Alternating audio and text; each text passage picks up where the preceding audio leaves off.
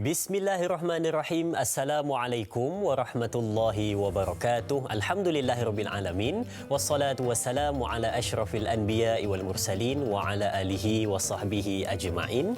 Allahumma salli ala sayyidina Muhammad wa ala ali sayyidina Muhammad wa ba'du. Alhamdulillah.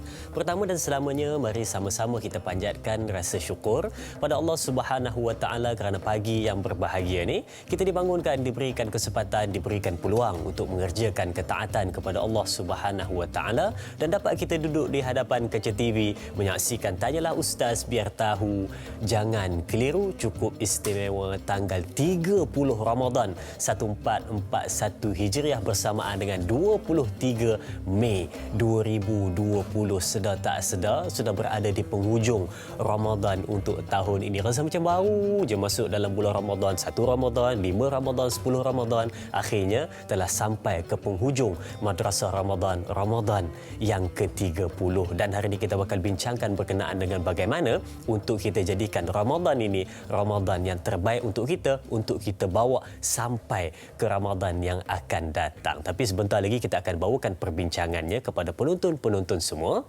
Seperti biasa penonton-penonton, untuk kita mulakan perbincangan kita pada pagi ini, jom kita saksikan dahulu info terkini berkenaan dengan status kes COVID-19 di Malaysia. Baik, sama-sama kita saksikan di skrin anda status 22 Mei 2020 COVID-19 Malaysia. Kes baru ada 78, jumlah kes aktif ada 1163, kes sembuh baru ada 63, jumlah kes sembuh ada 5,859 dan kematian baru ada 1. Jumlah kematian keseluruhan adalah 115 kes dan menjadikan jumlah kes keseluruhan 7,137 kes. Dan kita yang menyaksikan status tadi, sama-sama kita doakan kepada mereka yang mungkin lagi masih dirawat dalam keadaan kuarantin dapat bersemangat untuk meneruskan rawatan, dan kita doakan supaya cepat sembuh dan dapat kembali menjalani kehidupan seperti biasa. Tambahan pula nak balik bertemu dengan keluarga yang tercinta. Baik, sidang penonton yang dirahmati Allah, untuk kita buka perbincangan kita, mari sama-sama kita mulakan dengan doa untuk pagi ini. Silakan. Bismillahirrahmanirrahim. اللهم اجعل صيامي فيه بالشكر والقبول على ما ترضاه ويرضاه الرسول محكمة فروعه بالأصول بحق سيدنا محمد وآله الطاهرين والحمد لله رب العالمين. Ya Allah, jadikanlah puasaku disertai dengan syukur dan penerima di atas jalan keredaan-Mu dan keredaan Rasul, cabang-cabangnya kukuh dan kuat berkat pokok-pokoknya, demi kenabian Muhammad sallallahu alaihi wasallam dan keluarganya yang suci. Segala puji bagi Allah, Tuhan semesta alam. Amin ya rabbal alamin. Alhamdulillah, itu kunci untuk perbincangan kita pada pagi ini berkenaan dengan doa ringkas yang diperdengarkan sebentar tadi. Baik, penonton-penonton semua, dengan tajuk perbincangan kita pada pagi ini, Ramadan terbaik untukku. Bagaimana perbincangan kupasan? Sebentar lagi kita akan bersama dengan ahli panel yang kita bawakan khas untuk semua penonton-penonton setia Tanyalah Ustaz pada pagi ini. Dan sebelum saya terlupa bagi mereka yang ingin bertanyakan soalan berkenaan dengan topik kita pada pagi ini, boleh pergi ke 3 saluran kita. Yang pertama, untuk buat panggilan boleh pergi ke 0377261603 atau WhatsApp di talian 011123364480. Dan mungkin ada penonton-penonton yang tak berkesempatan pagi ini untuk melihat di hadapan kaca TV, yang mungkin ada nak ke mana-mana, nak ke pasar ataupun nak ke tempat kerja, boleh terus lihat di Facebook rasmi Tanyalah Ustaz, Tanyalah Ustaz TV3. Di situ kita buat secara langsung. Jangan lupa tekan butang suka dan kongsi untuk sama-sama sebarkan kebaikan. Dan siapa bintang ilmuwan yang bakal menjawab persoalan kita pada pagi ini? Tak lain dan tak bukan, tidak asing dengan Tanyalah Ustaz, yakni Prof. Madya Dr. Muhammad Suki Osman. Apa khabar Ustaz? Ya, alhamdulillah. Tu dia kan Ustaz, dah berbaju raya kan. Warna biru-biru cair je kan. Jadi Ustaz, mungkin untuk permulaan kita pada pagi ni Ustaz mungkin ada sedikit pesanan kepada penonton-penonton berkenaan dengan bagaimana kita nak keluar dari bulan Ramadan untuk Ramadan yang terakhir ni, dan selaku mukadimah kita dengan topik Ramadan terbaik untukku. Silakan. Ya, baik, terima kasih. Assalamualaikum warahmatullahi wabarakatuh. Waalaikumsalam. A'udzubillahi minasyaitonir rajim. Bismillahirrahmanirrahim. Alhamdulillahilladzi hadana li hadza wa ma kunna linahtadiya laula an hadanallah.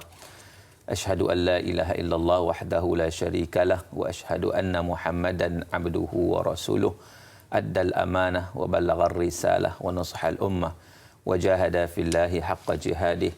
وتركنا على المهجة البيضاء ليلها كنهارها لا يزيغ عنها إلا هالك ونصلي ونسلم على النبي الأمين وعلى آله وصحبه أجمعين رب اشرح لي صدري ويسر لي أمري واحلل عقدة من لساني يفقهوا قولي أما بعد.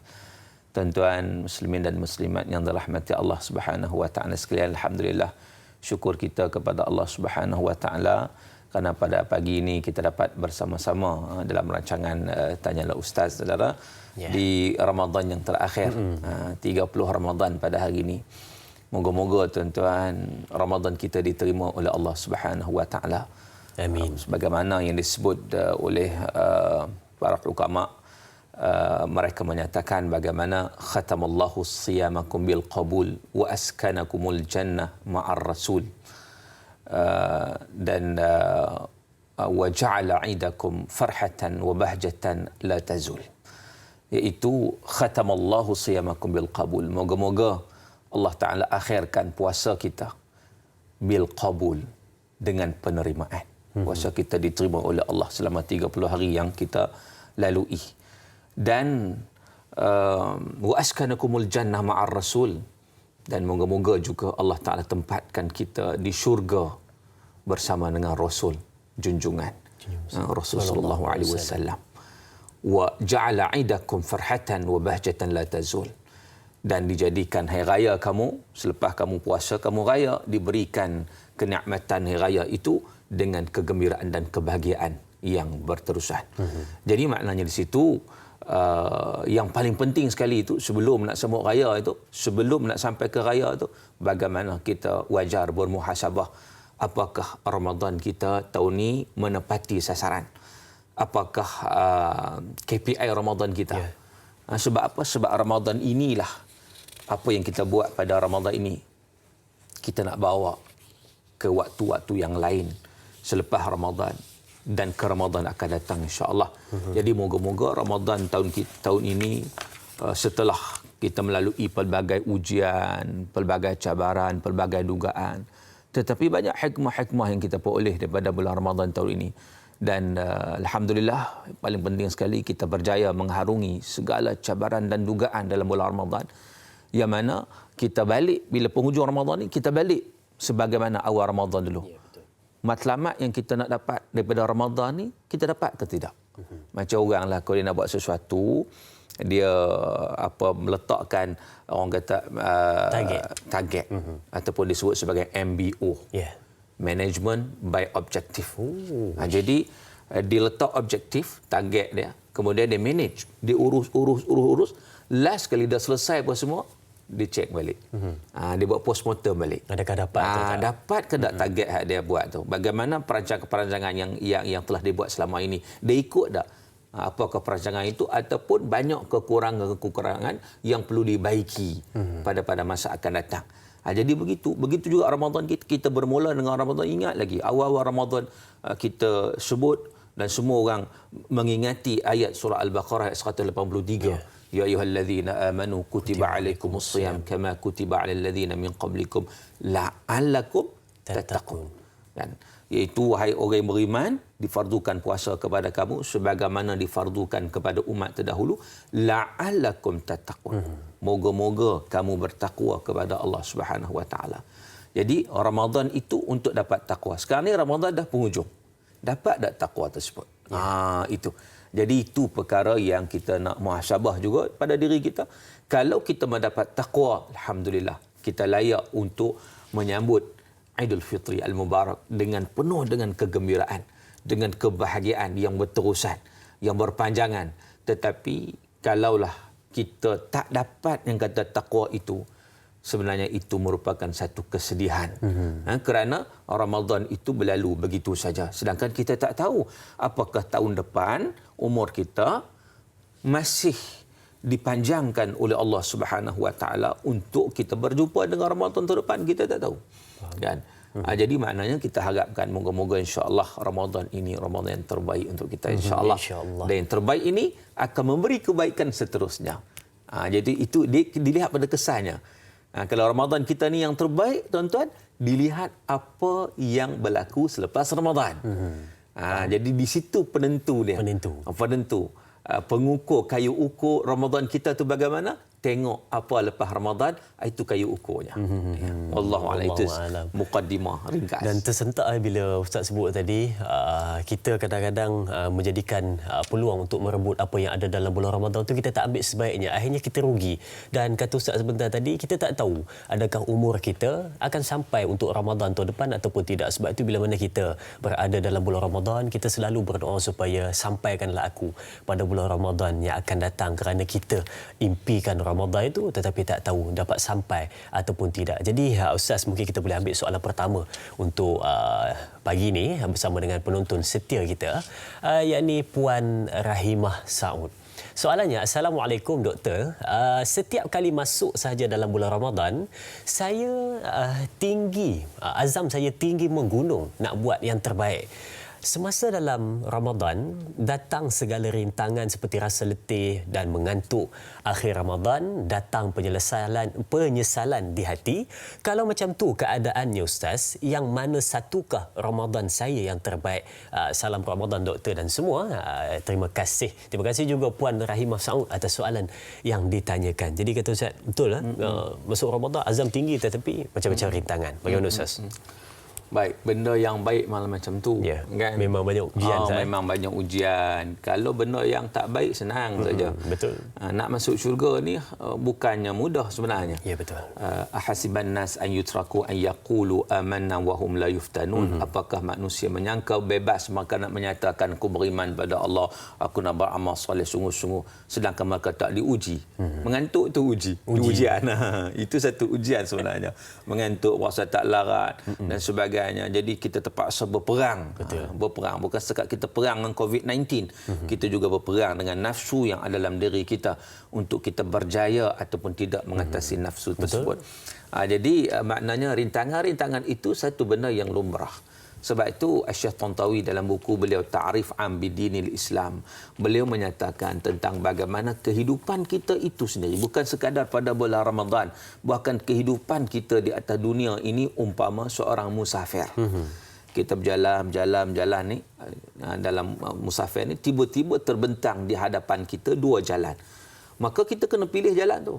Sebab kita nak teruskan perjalanan, kena pilih. Nak pergi jalan kanan ke jalan kiri. Kita berada di persimpangan. Lalu dia kata sebelum kita nak pilih jalan ni, kita tengok dulu jalan tu bagaimana. Tengok yang jalan ke kanan nampak susahnya. Dengan naik bukit lah, dengan batu-batu besar lah, macam-macam lah. Susah nak pergi ni. Tengok jalan ke kiri pula, nampak landai, cantik, elok, ya kan. Ikut hati ni nak ambil jalan mudah ni lah. Hak ni susah ni, payah tak mau ambil lah. Tetapi bila mana orang yang cerdik ni, dia akan tengok destinasi ke mana. Penghujung ke mana. Tengok jalan yang payah naik bukit apa semua. Tengok rupanya di atas bukit tu, di puncaknya, satu mahliga yang sangat indah. Siap dengan kebun buah-buahan. Tengok tu memang seronok nak pergi lah. Kan? Hak belah kiri pula nampak jalan cantik, jalan landai, jalan indah, nampak relax, tak susah payah. Tengok di ujung, destinasi ke mana? Tengok tu dia, ujung tu ada jurang. Jalan mati. Jalan mati. Setakat mati, memang jatuh gaung lepas tu, kita katakan.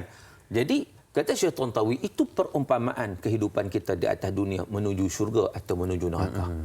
Maknanya, jalan ke syurga memang susah. Macam tadilah, dia rasa kita nak lawan untuk nak qiyamul lail pun susah. Ngantuk dan sebagainya. Kan? Tetapi kalau nak jalan ke neraka, senang aja. Tu buat apa? Puasa tak payah, apa tak payah. Itu lagi senang kan. Jadi maknanya tuan-tuan, Oleh demikian, kesusahan itu benar biasa, benar perkara biasa. Dan bagi orang yang macam puan yang bertanya tadi, mana itu petanda yang baik. Sebab apa? Sebab dia sentiasa muhasabah. Dia sentiasa rasa macam tak cukup, rasa macam Allah tak, mungkin dia tak buat terbaik. Itulah cara orang yang sentiasa meningkatkan kebaikan, insya-Allah. So jangan risaulah. Yang pentingnya ada perasaan itu. Ada perasaan nak buat sesuatu yang terbaik, kan? Dan selalu bermuhasabah terhadap perkara-perkara yang kita lakukan. Kekurangan-kekurangan itu biasalah, kan? Dan kita cuba tampung sedikit demi sedikit, insya-Allah. Mudah-mudahan Allah Taala bagi kekuatan kepada kita secara berterusan. Tapi betul Ustaz, bila mana kita ni nak masuk saja dalam bulan Ramadan tu, bila buat pengumuman esok puasa kan, memang kita dah berazam dah, tahun ni memang aku nak buat yang terbaik, aku nak tingkat kali ganda amalan, nak buat sehabis baik. Tapi dia tahan 3 hari awal, seminggu awal, sekali dia lesu, ujung-ujung dia jadi macam dah tak tahu dah, tak semangat lagi dah. Akhirnya keluar daripada bulan Ramadan tanpa ada sedikit pun peningkatan pada diri dia. Mungkin itu yang terjadi, tapi itulah dugaan dalam bulan Ramadan. Baik, kita ada soalan seterusnya di Facebook Tanyalah Ustaz TV3 dari sahabat kita Tuan Hashim Yahya. Baik, Assalamualaikum. Ramadan kali ini kita kerjakan amalan wajib dan sunat seperti tahun-tahun sebelumnya. Tiada penambahan dan tiada juga pengurangan dari segi amalan ibadat. Cuma kita berusaha memurnikan niat serta memperkemaskan pelakuan ibadat secara cermat dan tertib. Apakah dengan itu kita boleh mencapai ke tingkat terbaik Ramadan kali ini? Mohon pencerahan Ustaz. Terima kasih. Terima kasih juga Tuan Hashim. Soalan yang ditanyakan. Baik, soalannya Ustaz, katanya dia luaran biasa tapi dalaman dia perkemaskan Ustaz. Bagaimana? Baik, terima kasih pada persoalan. Dia kata tak ada tambah pun, sama je kan. Ya. Tapi tengok cara soalan tu macam tambah. Macam ada penambahan. Macam ada penambahan. Sebab apa? Sebab memurnikan niat. Memurnikan niat. Memperkemaskan niat. Innamal a'malu binniyat, kata Nabi SAW. Setiap amalan itu bermula dengan niat. Memang niat itu penting.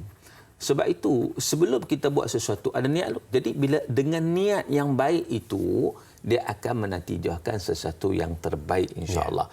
Jadi dengan dia memurnikan niat, memurnikan keikhlasan kepada Allah Subhanahu Wa Taala, maka itu nilai tambah yang wujud pada amalan-amalannya.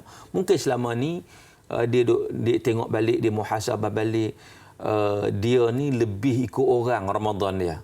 Sebab sebelum ni kan setiap tarawih pergi masjid kan, tengok orang ramai dia pun pergi. Betul. Bila orang makin kurang, dia pun kurang. Dia ikut slow, dia ikut kan. Tapi sekarang ni kita tak lebih masjid dengan musim Covid ni. Maka di situ niat kita ni, kita tak tengok orang, kita tak buat satu kerana orang dah. Dulu kita buat mungkin kerana orang. Betul. Orang tengok kita buat. Orang makin kurang, kita kurang. Sebab apa? Sebab dah orang tak tengok. Betul. Jadi di sekarang ni kita buat atas diri kita. Orang tengok ke, orang tak tengok ke, kita buat kerana Allah Subhanahu Wa Taala. Maka itu satu nilai tambah sebenarnya. Walaupun di sebalik kita rasa rugi tak dapat berjemaah di masjid dan surau, tetapi ada kebaikan-kebaikannya yang kita boleh menambahkan lagi kesedaran diri kita bahawa dalam keadaan apa sekalipun kita kena mengikhlaskan diri kepada Allah Subhanahu Wa Taala dengan sebaik mungkin, dan itulah yang dituntut daripada ibadat sebenarnya. Sebab itu apa kita kata, syarat ibadah kita diterima oleh Allah, sama ada ibadat apa sekalipun termasuk Ramadan kita, ada 2 syarat dia. Yang pertama, amalan yang kita buat itu bertepatan dengan hukum syarak. Itu yang pertama. Baik amalan wajib, baik amalan sunat, bertepatan dengan hukum syarak. Sebab kata Nabi SAW dalam hadis yang diriwayatkan oleh Imam Muslim, "Man 'amila 'amalan laisa 'alaihi amruna fahuwa rad."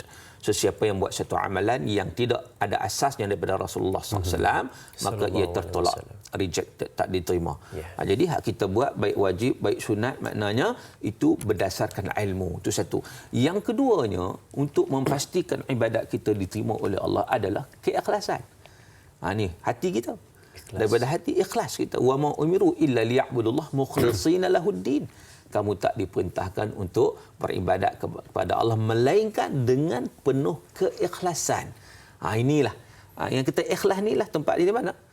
Mahalluha fil qalbi. Sebab niat tu tempatnya di hati. Jadi itu saya nampak bahawa soalan yang ditanya tadi menunjukkan ada nilai tambahnya. tersendiri yang insya-Allah mudah-mudahan itu akan memberi kebaikan kepada Ramadan kita yang sebulan ni hari ini yang hari terakhir. Alhamdulillah, insya-Allah. Baik, itu jawapan untuk persoalan sebentar tadi. Baik, sedang menonton, kita nak berehat seketika, biasakan diri menjalani kehidupan norma baharu dakwah. Biar tanyalah ustaz yang sampaikan. Biar tahu jangan keliru. Berehat seketika, jangan ke mana-mana.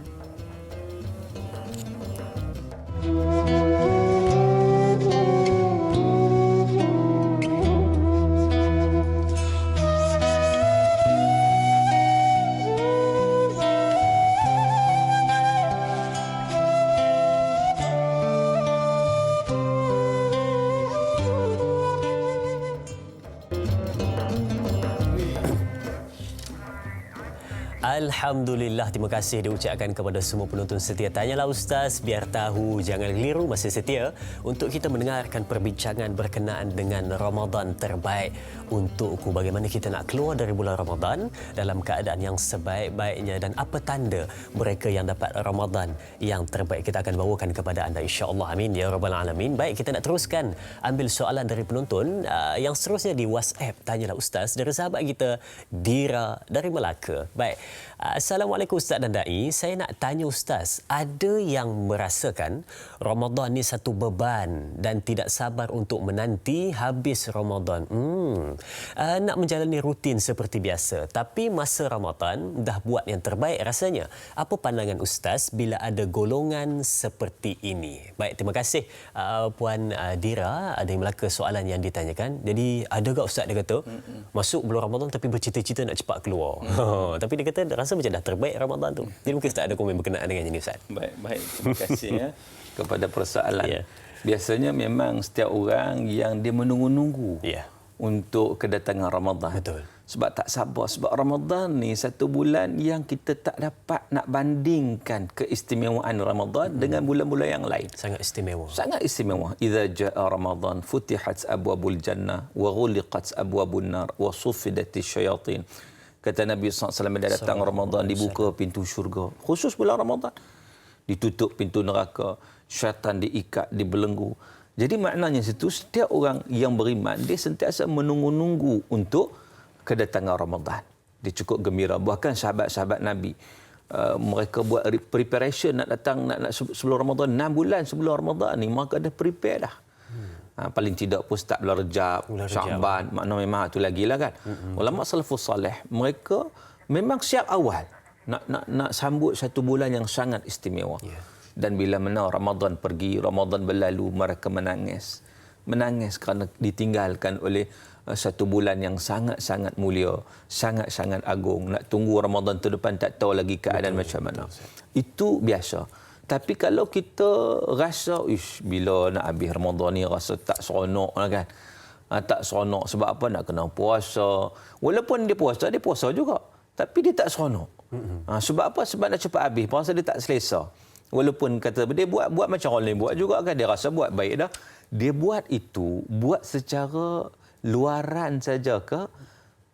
Ataupun dia buat itu ada ruh. Ibadat ni kena ada ruh itu. Setakat nak buat, semua orang boleh buat. Bahkan puasa. Saya jumpa ramai orang bukan Islam puasa. Bila kita tanya sebab apa puasa? Kan? Dia kata untuk kesihatan. Kan? Jadi maknanya, bukan kalau setakat buat saja, semua boleh buat.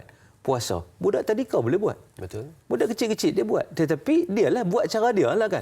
Dia puasa setakat tak makan, tak minum, hanya dia boleh tahan itu saja kan.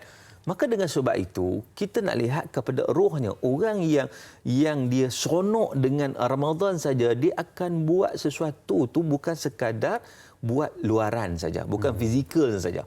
Sebab tu kita pernah bincang bila dalam Ramadan bagaimana kategori puasa itu sendiri, ada yang umum, ada yang khusus, ada khususul khusus. Bagaimana puasa Tuhan Nabi SAW menyatakan man lam yada' qawla zur wal amala bihi falaysa lillahi hajatun an yada'a ta'amahu wa syarabahu. Siapa yang tidak meninggalkan kata-kata dusta, mulut tak jaga, bercakap bohong, mengumpat, macam-macam lagi, Allah Ta'ala tak pandang pun, Allah tak berhajat pun kalau sekadar dia meninggalkan makan dan minum. Jadi kita lihat di situ ruh ibadah dalam Ramadan itu Biasanya orang yang buat terbaik itu adalah orang yang memang disuka nak buat. Tetapi kalau buat dalam keadaan terpaksa, bukan tak boleh buat juga. Betul. Tetapi dia tak menghadirkan hati. Dia rasa beban. Dia rasa beban. Buat juga tapi buat secara macam orang terpaksa buatlah. Kan? Buat juga. Nak boleh siap kerja macam orang lain juga kan. Tetapi kualitinya tak sama. Betul. Penerimaan di sisi Allah tak sama. Sebab apa? Kita balik kepada tadi hati tadi itu.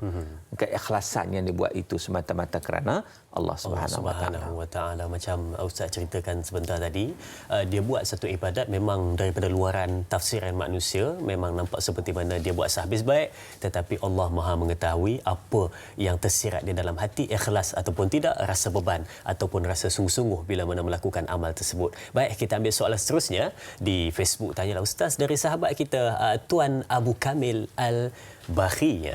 Baik, Assalamualaikum Ustaz. Tanyalah Ustaz kru tanyalah Ustaz yang dirahmati sekalian. Kita semua sedia maklum bahawa bulan Ramadan semua pintu neraka ditutup. Soalan saya Ustaz, adakah Allah akan mengira dosa kita pada bulan Ramadan ini? Mohon pencerahan Ustaz. Terima kasih. Terima kasih juga Tuan Abu Kamil atas soalan yang ditanyakan. Pintu neraka ditutup, tetapi adakah dicatat juga amal kejahatan dalam bulan Ramadan Ustaz? Bagaimana? Silakan. Baik, yang pertama saya nak sebut tentang apa yang disebut oleh Syekh Sya'rawi tentang maksud yang perlu kita faham tentang pintu neraka itu ditutup. Dibuka pintu syurga menunjukkan rahmat Allah yang melimpah ruah untuk memudahkan kita masuk syurga. Betul. Sebab peluang-peluang itu sangat luas. Ditutup pintu neraka sebab apa? Sebab kata Syekh Sya'rawi, kerana kekuatan yang Allah bagi kepada kita dalam bulan Ramadan berbeza dengan kekuatan pada bulan-bulan yang lain. Ibadat kita Ramadan lebih biasanya. Betul. Kan? Sebagaimana disebut oleh Hafiz Ibn Rajab, dia kata bagaimana dalam Ramadan ini ada dua jihad. Jihad waktu siang, jihad waktu malam. Jihad waktu siang dengan as-siyam, jihad waktu malam dengan al-qiyam, as-siyam wal-qiyam. Kan? Ditambah lagi dengan tilawatul Quran. Jadi makna semua perkara-perkara ini memudahkan masuk syurga. Maknanya Syekh Sya'rawi kata seolah-olah nak bagi tahu pada kita bila mana dibuka pintu syurga tu kamu tu buka pintu syurga. Kerana apa? Kerana benda ni terbentang luas di hadapan kamu untuk kamu memperolehnya. Tapi bagaimana kalau buat dosa? Adakah Allah tak kira? Buat dosa lagilah kira. Lagi-lagi. Kan? Tembak-tembak bulan yang mulia ni buat dosa, betul, maknanya lebih berat lagi lah daripada bulan-bulan yang lain kan. Maka dengan sebab itu orang kata kalaulah bulan Ramadan pun tak bertobat, tak tahulah bulan lain nak bertobat, asalah begitu kan. Kalau bulan Ramadan pun buat maksiat lagi, bulan lain lagi. Apatah lagi sebab Ramadan ni special dia, orang semua pakat buat baik, dia seorang buat jahat contohnya. Ya, betul. Kan? Jadi maknanya setiap apa yang dia lakukan, sama ada baik atau buruk, semuanya akan dicatat, semuanya akan ditulis dan semuanya akan dihitung di hadapan Allah Subhanahu Wa Taala di akhirat kelak. Jadi jangan kata kalau buat dosa dalam Ramadan terlepas dah. Kan dia tetap kenalah kan. Ya, Allahu Akbar kan. Orang lain terfikir untuk macam mana nak tingkatkan amal ibadat, tetapi dia berfikir macam mana nak loloskan diri untuk membuat satu kemaksiatan dalam bulan Ramadan kan. Itu yang patut kita ambil perhatian dalam bulan Ramadan yang cukup mulia ini. Baik, penonton-penonton semua dan Ustaz, kita ada soalan istimewa pada hari ini yang datang dari VT soalan Ustaz. Kalau kebiasaan panggilan WhatsApp dan juga Facebook, tapi kita ada VT soalan. Silakan. Assalamualaikum Ustaz dan Dai. Saya nak bertanya berkaitan macam mana caranya kita nak bantu seseorang yang sakit dan lumpuh untuk mendapatkan Ramadan yang terbaik untuk dia. Sebab saya ada seorang makcik yang sedang dalam keadaan macam tu. Jadi saya mohon pencerahan daripada pihak Ustaz. Terima kasih. Assalamualaikum. Baik, terima kasih saudara Nizam Kasim dari Perak. Bertanyakan soalan, katanya tadi ada seorang makcik yang sakit, katanya tadi mungkin lumpuh ya, tak dapat bergerak dan sebagainya, tapi nak juga dapatkan Ramadan yang terbaik. Mungkin ada cara bagi si dia yang sakit itu dan juga mungkin ada juga cara bagi sahabat kita yang bertanya tadi bagaimana nak jadikan Ramadan yang terbaik Ustaz. Mungkin Ustaz ada situ jawapannya. Baik, terima kasih kepada yang bertanya. Sebenarnya apa juga situasi kita, kita tetap boleh melakukan sesuatu yang terbaik dalam kehidupan kita. La yukallifullahu nafsan illa wus'aha. Allah Ta'ala tidak memberi satu tanggungjawab kepada kita, tidak mentaklifkan sesuatu melainkan yang kita mampu melaksanakannya. Sebab itu dalam Islam ni ada rukhsah dia. Ada kemudahan, ada keringanan.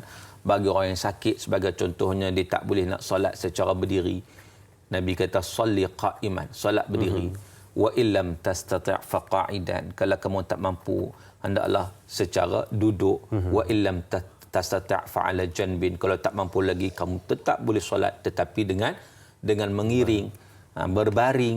Jadi maknanya, kalaulah tadi makcik dia tadi, sahabat kita tadi lumpuh, kan, dia tak boleh nak bangun sebagai contohnya, apa kita nak bantu dia, kan?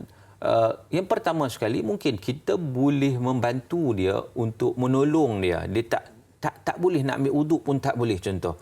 Di situlah peranan kita untuk memperingatkan dia dalam masa waktu, contohnya nak solat, maka dia boleh solat dengan secara berbaring. Sebab dia lumpuh, dia tak boleh bangun, contohnya. Yang pentingnya dalam Islam ni, ibadat ni dia tak susah. Dia tak boleh buat. Sah macam biasalah, dengan cara, dengan kemampuan yang ada pada kita. Faham? Sebab tu kita nampak yang pertama sekali Islam ni, dia meletakkan ilmu tu nombor satu. Iqra bismi rabbikal ladzi khalaq, itu ayat yang pertama turun tu, nak menceritakan tentang bagaimana Islam ni agama ilmu. Dengan ilmu, insya-Allah kita tahu apa yang kita nak buat. Jangan kita oleh kerana ada orang alalang sakit ni tak buat apa. Sebab tu kita rasa sedih bila mana orang yang duduk di hospital, dah duduk hospital sakit, tak solat. Sebab apa? Alasan sakit. Kan? Susah nak solat. Sedangkan sakit tu lagi-lagi nak kena solat, kan? Lagi-lagi nak dekat dengan Allah Subhanahu Wa Taala. Jadi di sini peranan kita, orang yang sihat ni, kita memperingatkan. Betul. Ni kadang-kadang kita lawat orang, biasanya lah kalau pi hospital, kita katakan. Ya, betul. Kita bawa buah. Kan? Kita bawa buah, bawa makanan sedap-sedap kat dia. Dia masa tu mana boleh makan lah. Yang makan kita bawa, kita yang makan, kan? Tetapi kita tak peringatkan dia. Kita tak bagi tahu dia, tak doa untuk dia, tak suruh minta dia kita ajar dia benda-benda yang baik, kan? Kita peringatkan dan sebagainya. Maka itu juga merupakan satu perkara yang kita boleh buat, kan? Mudah-mudahan ianya mendapat kebaikan, insya-Allah. Tapi nampak tadi saudara kita, kawan kita ni nampak bagus ni. Dia prihatin tu kira memang baguslah, kan? Itulah, kan. Dia bukan terfikir. Dia bukan fikir diri dia, tapi dia fikir apa makcik dia, ataupun siapa juga yang susah buat ibadat, dia nak tolong macam mana. Itu satu petanda yang baiklah, kan? Alhamdulillah. Baik, terima kasih Ustaz untuk pencerahan berkenaan dengan soalan yang ditanyakan sebentar tadi, bagaimana nak dapatkan Ramadan yang terbaik, bukan untuk hanya diri sendiri tetapi juga untuk orang-orang di sekeliling kita dan khususnya keluarga kita. Bagaimana nak dapatkan Ramadan yang terbaik? Okey, kita ambil soalan seterusnya di Facebook Tanyalah Ustaz TV3 dari sahabat kita Tuan Anwar Hamzah. Apakah soalannya? Mari kita bacakan untuk Ustaz. Baik, Assalamualaikum Ustaz Suki dan semua kru. Apa pandangan Ustaz? Satu pihak merasakan Ramadan tahun ini merupakan Ramadan bala kepadanya. Wow. Dan tidak dapat dilupakan sepanjang hayatnya. Ini kerana segala laba bulan Ramadan, laba tu apa Ustaz? Laba bulan Ramadan dalam perniagaan hancur oleh COVID-19. Dan satu pihak lagi merasakan Ramadan tahun ini merupakan Ramadan yang paling terbaik kerana dulu solat, baca Quran, tarawih kadang-kadang buat. Tapi tahun ini penuh sebulan Ramadan dapat solat berjemaah 5 waktu, solat tarawih berjemaah dan dapat khatam Al-Quran dengan keluarga serta banyak lagi kebaikan seharian bersama-sama keluarga dan insya-Allah akan istiqamah selepas bulan Ramadan. Mohon Ustaz dapatkan pencerahan dua situasi ini, wallahualam. Terima kasih Anwar Hamzah Berserah, Kuantan, Pahang. Terima kasih Tuan Anwar. Soalan dua situasi yang diberikan sebentar tadi, yang menganggap satu Ramadan yang buruk baginya dan yang kedua Ramadan terbaik. Ustaz, mungkin Ustaz ada pencerahan dan komen berkenaan dengan situasi ini. Silakan. Ya, Ramadan tahun ini merupakan satu Ramadan yang ada kelainannya. Ya. Sebab selama ini Ramadan kita disambut dengan begitu meriah, kan? Betul. Dengan happening lah kita sebut, kan? Di masjid surau biasanya lah, penuh lah, ramai orang. Tapi sekarang ni, tahun ni Ramadan kita memang kita sambut dalam keadaan kita kuarantin, kan? Duduk di rumah. Agak sunyi sikit. Sunyi sikit. Bazar Ramadan. Bazar Ramadan dia yang orang syoknya kat Bazar Ramadan ya. Itulah. Agak ramai kan ke situ kan. Kalau tak ada Bazar Ramadan dia rasa sunyi dan sebagainya kan. Betul. Dia sebenarnya, kalau kita tengok hikmah yang sangat besar ialah betapa kerdilnya kita di depan Allah Subhanahu Wa Taala. Kalau kita bergantung rezeki itu kepada manusia, kita tak akan ke mana. Sebab tu kalau orang menganggap bahawa perniagaan dia habis, inilah Ramadan yang paling buruk, dia sebenarnya Ramadan ini peluang untuk dia mendapat kebaikan. Begitu. Betul. Terutamanya kebaikan bukan setakat di dunia tetapi di akhirat. Tetapi kalau manusia itu hanya memikirkan dunia saja, tak memikirkan akhirat, maka dia rasa dia tak pedulilah Ramadan, tak Ramadan, dia tak peduli. Sebab apa? Sebab dia rasa dia punya keuntungan dalam perniagaannya hancur. Betul. Sedangkan dia tak melihat bahawa itu satu ujian yang Allah Ta'ala bagi untuk menilai keimanan seseorang. Kalau kita kata kita diuji macam tu, sebenarnya semua orang diuji. Dan hidup ni sebenarnya ujian. Hidup ni adalah ujian. Bahkan dalam Al-Quran sering sebut tentang bagaimana Allah Ta'ala walanabluwannakum bisyai'in minal khauf wal ju'. Allah Ta'ala akan uji kamu dengan sedikit, bukan banyak pun sebenarnya.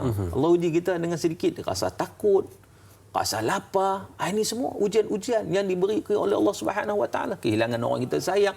Tapi Allah Ta'ala sebut apa? Wa basyiris sabirin. Berilah berita gembira kepada orang sabar. Sebab manusia ni kalau tak diuji, dia tak tahu tahap kesabaran dia macam mana. Betul. Kalau tak diuji, dia dengan ujian itu dia tahu dia ni betul-betul beriman pada Allah ataupun tidak. Maka kena ambil secara positif. Barulah kita tahu, rupanya memang ramai juga yang suffer, yang susah. Tapi di situ, dalam masa yang sama, peluang-peluang untuk mendapat kebaikan tu banyak. Kan? Jadi apapun kita lihat, kita kena tengok dari sudut positif. InsyaAllah kita akan berada dalam kebaikan. Tetapi kalau kita tengok dalam aspek negatif, maknanya dalam apa jua keadaan kita tidak akan berpuas hati ataupun kita rasa macam tadilah orang yang rasa dia boleh buat apa sebenarnya. Yeah. Kalau dia kata Allah ini Ramadan paling teruk, aku tak suka Ramadan. Persoalan kita boleh buat apa? Betul. Satu dunia tak boleh buat apa? Tak boleh buat apa? Kita hanya boleh berusaha doa, berusaha berdoa. Semuanya ditentukan oleh Allah. Betul saya kata sebut tadi bahawa sebenarnya di sini nak mengingatkan kepada kita, manusia ni walau dia ada pangkat yang tinggi, dia ada duit yang banyak, dia ada kedudukan, dia ada apa sekalipun, sebenarnya dia sangat-sangat kerdil di depan Allah Ta'ala. Bila mari sesuatu ujian, kan, tak boleh buat apa, tak boleh buat apa. Maka dengan sebab itu yang paling penting adalah kita kembali kepada Allah Subhanahu Wa Taala, buat yang terbaik, insya-Allah Allah akan melapangkan kehidupan kita dunia akhirat insya-Allah. InsyaAllah, cubalah bila mana datang satu perkara dalam kehidupan, pandang dari sudut positif, bukan dari sudut negatif, untuk dapatkan kebaikan atas segala apa yang berlaku. Sidang penonton, kita nak berehat seketika, biasakan diri menjalani hidup norma baru. Dakwah Biar Tanyalah Ustaz yang sampaikan. Berehat seketika, jangan ke mana-mana.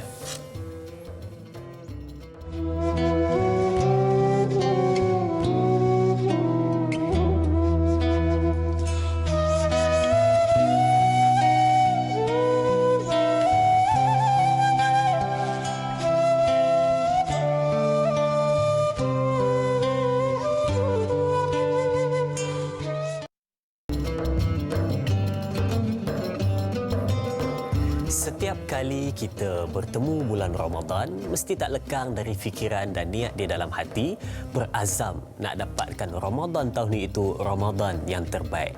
Sepanjang 30 hari dalam bulan Ramadan, kita jalani dari A to Z. Kita buat sehabis baik dan keluar dari bulan Ramadan, kita tak pasti adakah Ramadan itu kita dapat yang terbaik ataupun tidak. Bagaimana nak tentukan ianya terbaik untuk diri kita? Kita dengarkan kupasan dari panel yang kita bawakan khas kepada anda pada hari ini, membincangkan topik berkenaan dengan Ramadan terbaik untukku. Teruskan menonton. Baik sidang penonton, kita nak jawab terus soalan di Facebook Tanyalah Ustaz TV3 dari sahabat kita Puan Sahziatul Sidik. Baik, apakah soalannya? Assalamualaikum Ustaz dan Da'i, ada bunga di situ. Baik, okey, sekiranya di penghujung Ramadan masih terasa ada kekurangan pengisian ibadah, apakah yang patut dilakukan bagi menghilangkan rasa itu agar nikmat kasih sayang Allah itu terasa kepada kesanubari dan dapat menghilangkan kegusaran serta serba salah. Mohon perkongsian ilmu Ustaz. Terima kasih. Terima kasih juga Puan Sahajatul Sidik atas soalan yang ditanyakan. Katanya nak keluar tiba-tiba rasa macam aduh tak cukup lagi ni. Apa nak buat Ustaz? Itu dia. Bagaimana Ustaz? Silakan. Baik, kita dalam perkara kebaikan kita kena ada tamak. Kan? Kena dalam tu tamak boleh. Tamak boleh dalam perkara kebaikan, tamak tak ada masalah. Yeah. Yang tak boleh ni tamak benda-benda keduniaan. Itu tak boleh lah. Kan kita kena berpada-pada. Tapi dalam ibadah kepada Allah Subhanahu Wa Taala kita boleh tamak. Bahkan kita nak buat lagi dan nak buat lagi. Itu satu petanda yang baiklah. Memanglah kita akan rasa kurang, memang kita akan rasa kurang. Kita tak pernah rasa puas hati atas apa yang kita lakukan. Itu satu benda yang baiklah untuk kita. Yang keduanya, bila kita rasa macam tu, kita tengok apa selepas itu. Yeah, sebab betul. Ibadah ni bukan sekadar pada bulan Ramadan. Bulan ni ada 12. Ramadan satu saja. Kalaulah kita fokus Ramadan sahaja, lepas Ramadan dah tak ada, nak tunggu Ramadan akan datang pula, maknanya di situ kebarangkalian Ramadan kita tidak diterima oleh Allah Taala itu mungkin ada. Sebab tu para ulama salafus salih ditanya, apakah tanda ibadah kita dalam bulan Ramadan diterima oleh Allah Taala? Apa tanda dia? Maka para ulama menyatakan bahawa tanda dia adalah dilihat amalan selepas Ramadan. Dia buat ada contoh, sebagai contoh mudah. Kalau Ramadan kita puasa 30 hari puasa, alhamdulillah. Lepas Ramadan kita puasa tak? Itu. Nabi tak suruh puasa sebulan pula lepas Ramadan, makna bulan Syawal contoh kan. Ni esok start Syawal kan. Nabi tak suruh kita puasa sebulan Syawal tak. Puasa 6 hari pun. 6 hari je. Kita boleh buat ke tak? Maka di situ kalau kita boleh maintain 6 hari dalam bulan Syawal, maka pada ketika itu nampak puasa kita diterima oleh Allah Taala. Ramadan kita baca Quran. Sehari 1 juzuk sekurang-kurangnya, alhamdulillah. Dan ramai pun dah khatam Quran, alhamdulillah. Sehari 1 juzuk kan. Okey. Lepas Ramadan kita baca Quran tak? Tu saya kata 1 juzuk 1 muka surat. Itu kita dilihat penerusan yang ada. Sebab Ramadan tak selamanya dengan kita. Betul. Ramadan dia akan tinggal pada kita. Sebab itu kata para ulama, man kana ya'budu Ramadan fa inna Ramadan qad fat. Man kana ya'budullah fa inna Allah hayyul la yamut. Sesiapa yang jadi hamba kepada Ramadan, Ramadan akan pergi. Bahkan esok tak ada lah Ramadan. Tak ada dah. Ni last. Lepas maghrib habis kan? Lepas maghrib habis dah. Kan? Maknanya Ramadan akan pergi. Tetapi sesiapa yang menjadi hamba kepada Allah, betul, Allah Ta'ala tetap ada. Allah Ta'ala ada bulan Ramadan, Allah Ta'ala ada bulan Syawal, Allah Ta'ala ada pada bulan Zulqa'dah dan seterusnya bila-bila masa saja. Maka dengan sebab itu Syekh Al-Qaradawi menyatakan dalam kitab beliau, dia kata apa? Kun rabbaniyan wala takun ramadaniyan. Jadilah kamu hamba Allah, bukan hamba Ramadan. Ramadan itu sebagai satu madrasah, sebagai satu jamiah, sebagai satu kita kata kita masuk kursus lah. Masuk intensif punya kan, nak basuh brainwash, nak bagi, nak gilap balik apa semua kan. Intensif. Supaya apa? Supaya apa yang kita buat bulan Ramadan itu dapat diteruskan pada bulan-bulan yang lain. Maka dengan sebab itu para ulama salafus salih menyatakan kebaikan Ramadan itu bukan sekadar hanya pada bulan Ramadan, dilihat kepada apa selepas Ramadan. Jadi kalau kita dapat maintain walaupun tak sebanyak Ramadan kan, tapi kita ada penerusannya walaupun sedikit, tetapi ada penerusan, maka di situlah menunjukkan itulah Ramadan yang terbaik untuk kita. Maknanya Ramadan kita diterima oleh Allah Subhanahu Wa Taala, insya-Allah. Tapi sambung sikit. Kalau lepas Ramadan tiba-tiba kita tinggal habis semua. Wajar kita bersedih. Kerana apa? Itu menunjukkan Ramadan kita bukan terbaik untuk kita pada tahun ini. Allahu akbar. Ya. Memang dia tinggal terus Tinggal memang sikit pun tak ada. Dia pun terlupa dah. Ramadan bulan lepas. Sudah kan. Mungkin juga jadi pada kita perkara seperti itu. Dan Ustaz katakan pada kita sebentar tadi, kata kuncinya adalah bagaimana nak lihat amalan dalam bulan Ramadan itu diterima oleh Allah Subhanahu Wa Taala. Lihat dapat tak dia meneruskan amalan tersebut di bulan yang lain selepas bulan Ramadan. Itu yang patut kita ambil peduli. Dan Ustaz, kita ada soalan dari penonton kita melalui pesanan suara. Dan dikatakan soalan ini ada kesinambungan dengan soalan yang Ustaz jawab sebentar tadi. Baik, kita dengarkan apa soalannya. Silakan.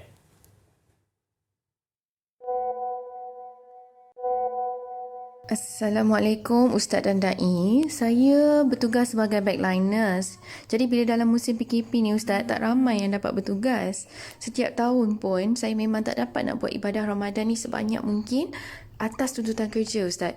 Jadi tugasan tu kadang-kadang bila saya balik kerja dah penat, dah 2-3 pagi, saya memang tak larat. Jadi saya cemburu sangat dengan orang lain yang boleh buat tadarus, yang boleh tarawih tiap-tiap malam. Tapi saya tak berpeluang nak buat semua tu. Bukannya saya tak bersyukur dengan kerja saya Ustaz. Tapi saya sedih bila saya fikir ada lagi ke peluang untuk saya sambut Ramadan tahun depan. Jadi saya harap Ustaz dapat boleh tolong bagi nasihat kepada saya dan mungkin sahabat-sahabat saya yang kat luar sana yang dalam situasi yang sama untuk cara untuk kami maksimumkan ibadah Ramadan. InsyaAllah doakan saya Ustaz. Allahu Akbar. Terima kasih yang bertanyakan soalan. Memang rasa tersentak juga bila dengar persoalan yang ditanyakan dalam luahan perkongsian sebentar tadi. Dia kerja sibuk kerja Ustaz memang tugasan dia. Setiap tahun pula macam itu. Tiba-tiba dia hanya boleh berpuasa saja, amalan lain tak ada masa nak buat Ustaz. Jadi mungkin Ustaz ada sedikit motivasi untuk diri dia dan mungkin ada cara untuk meningkatkan amal ibadatnya dalam bulan Ramadan. Silakan. Ya, baik, terima kasih kepada persoalan yang dikemukakan. Sebenarnya kalau kita lihat kepada konteks ibadah kepada Allah Subhanahu Wa Taala, ia bukan hanya melibatkan perkara-perkara kita sebut tadi solat, puasa, baca Quran dan sebagainya. Bukan sekadar itu sahaja. Bahkan amalan solehnya ada banyak. Tapi yang pertama sekali dalam sibuk apa sekalipun yang wajib tak boleh tinggal. Itu pertama sekali. Perkara wajib, kan?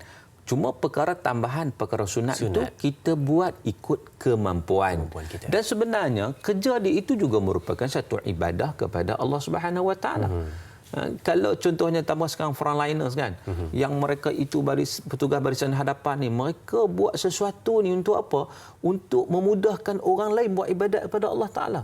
Mereka tolong. Jadi bila mana mereka tolong orang yang ditolong itu dapat kesihatan yang baik, mereka dapat buat ibadat dengan baik, hasil tolong pada mereka ini juga mendapat pahala di atas apa yang orang boleh lakukan, hasil daripada apa yang mereka tolong tersebut. Jadi di situ menunjukkan kepada kita bahawa amal ibadat ni dia ada pelbagai jenis sebenarnya. Dia tak terhad pada sesuatu sahaja. Sebab itu disebut dalam kitab Hikam Ibnu Athaillah As-Sakandari menyatakan tanawwa'at ajnasul a'mal litanawwa'i waridatil ahwal. Amalan-amalan soleh ni ada macam-macam. Kerana apa? Kerana manusia itu keadaan dia pun ada macam-macam. Macam tadi penat bekerja apa semua dia tak dan letih sangat. Kan? Dia boleh buat amalan yang mudah. Contohnya masa balik kerja buat kereta tu kan. Pertama saya sebut tadi kerja tu niat yang betul dia dapat ibadah kan. Situ dah dapat dah. Dia balik kerja tu apa yang nak buat? Zikir kepada Allah. Sebelum dia melapkan mata tu.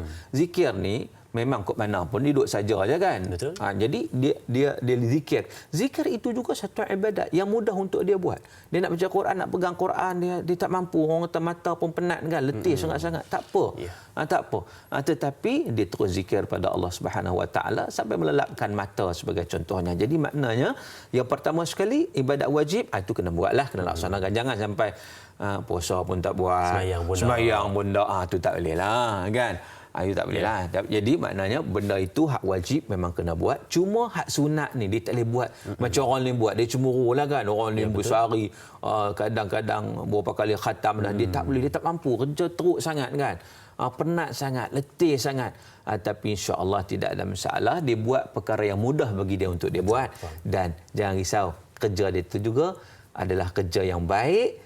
Kerja itu juga merupakan aset ibadah dia untuk dibawa ke akhirat esok insya-Allah. Insya-Allah. Dan itu motivasi dari Ustaz untuk penonton kita di luar sana yang mungkin ada yang seperti sahabat kita yang bertanyakan soalan sebentar tadi, sibuk dengan kerja tetapi ingat kerjanya juga satu ibadat dan lakukanlah amalan sunat yang semampu ikut keadaannya supaya dapat juga jadi saham untuk akhirat insya-Allah. Amin ya rabbal alamin. Baik, kita ada pemanggil di talian.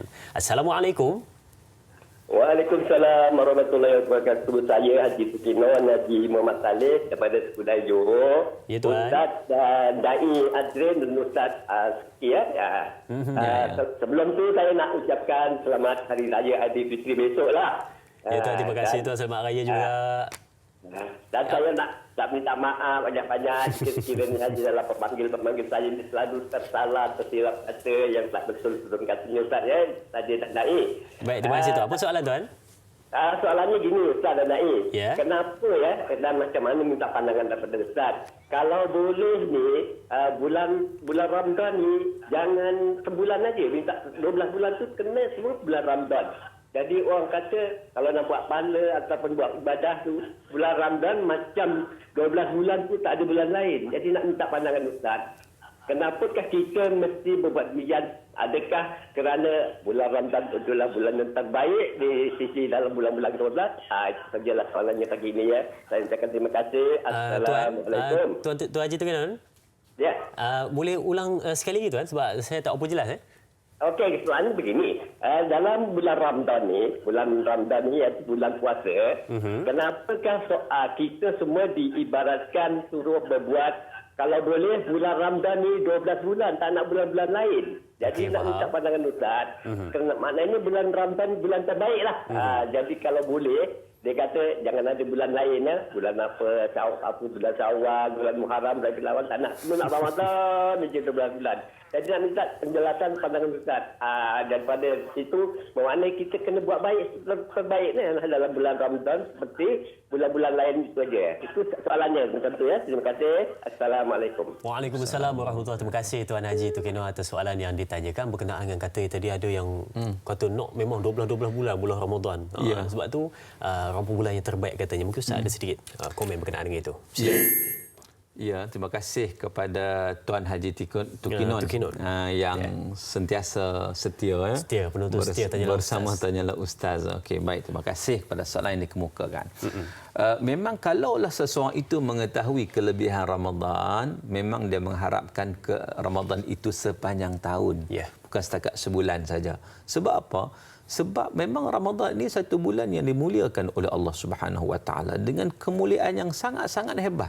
Dilipat gandakan pahala, dalamnya ada Lailatul Qadar, diampunkan dosa dan pelbagai lagi keberkatan-keberkatan yang sangat banyak yang kata dalam bulan Ramadan. Maka dengan sebab itulah, dengan kebaikan-kebaikan itulah orang yang beriman sentiasa mengharap, kalau boleh, memang tak boleh pula, tetapi macam mana keseronoknya Ramadan itu. Maka dengan sebab itu, apa hasilnya kalau mengharapnya itu? Hasilnya ialah dia tak akan melepaskan peluang kerana Ramadan hanya sebulan saja. Betul.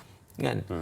Jadi kalau boleh nak 12 bulan, tapi dah tak boleh kan? Dah ada satu saja dengan kelebihan yang Allah bagi bulan Ramadan, maka dia akan gunakan Ramadan itu dengan cara yang terbaik. Dan Ramadan sebulan itu dia hasilnya dia boleh bawa pada bulan-bulan yang lain sampai bertemu Ramadan akan datang pula. Itu. Jadi itu satu kebaikannya. Sebab apa? Sebab memanglah Allah bagi keistimewaan pada bulan Ramadan. Dengan keistimewaan yang sangat-sangat banyak yang berlimpah ruah. Sebab tu kalau kita tengok tenangnya bulan Ramadan. Betul, nak banding dengan bulan lain kan. Orang nak buat maksiat pun tak jadi bulan Ramadan ni. Dia ambil MC.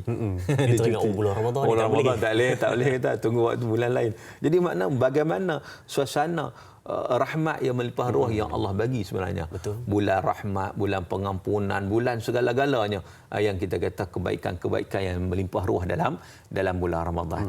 Jadi ialah apapun kita dah penghujung Ramadan lah. Kan? Menyelesai tak menyelesai ke apa, semua ni dah habis. Cumanya kita moga-moga yang kita mengharapkan, kita berdoa kepada Allah agar Ramadan kita benar-benar diterima oleh Allah. Dan macam saya sebut tadi nak nampak Ramadan kita diterima atau tak diterima, tengok apa selepas Ramadan itu. Moga-moga kita dapat maintain, dapat konsisten, dapat istiqamah, insya-Allah. Betul Ustaz. Terima kasih Ustaz untuk pencerahan berkenaan dengan soalan yang ditanyakan Tuan Haji Tukino sebentar tadi. Betul ya, siapa yang tahu bagaimana hebatnya bulan Ramadan dan keistimewaan bulan Ramadan, nescaya dia nak 12 bulan yang ada dalam setahun semuanya bulan Ramadan, tetapi tak boleh. Hanya satu sahaja, ambil peluang sehabis. Baik, sedang menonton, kita nak berehat seketika. Jangan ke mana-mana, kita sambung perbincangan kita selepas ini. Tanyalah Ustaz, biar tahu, jangan keliru.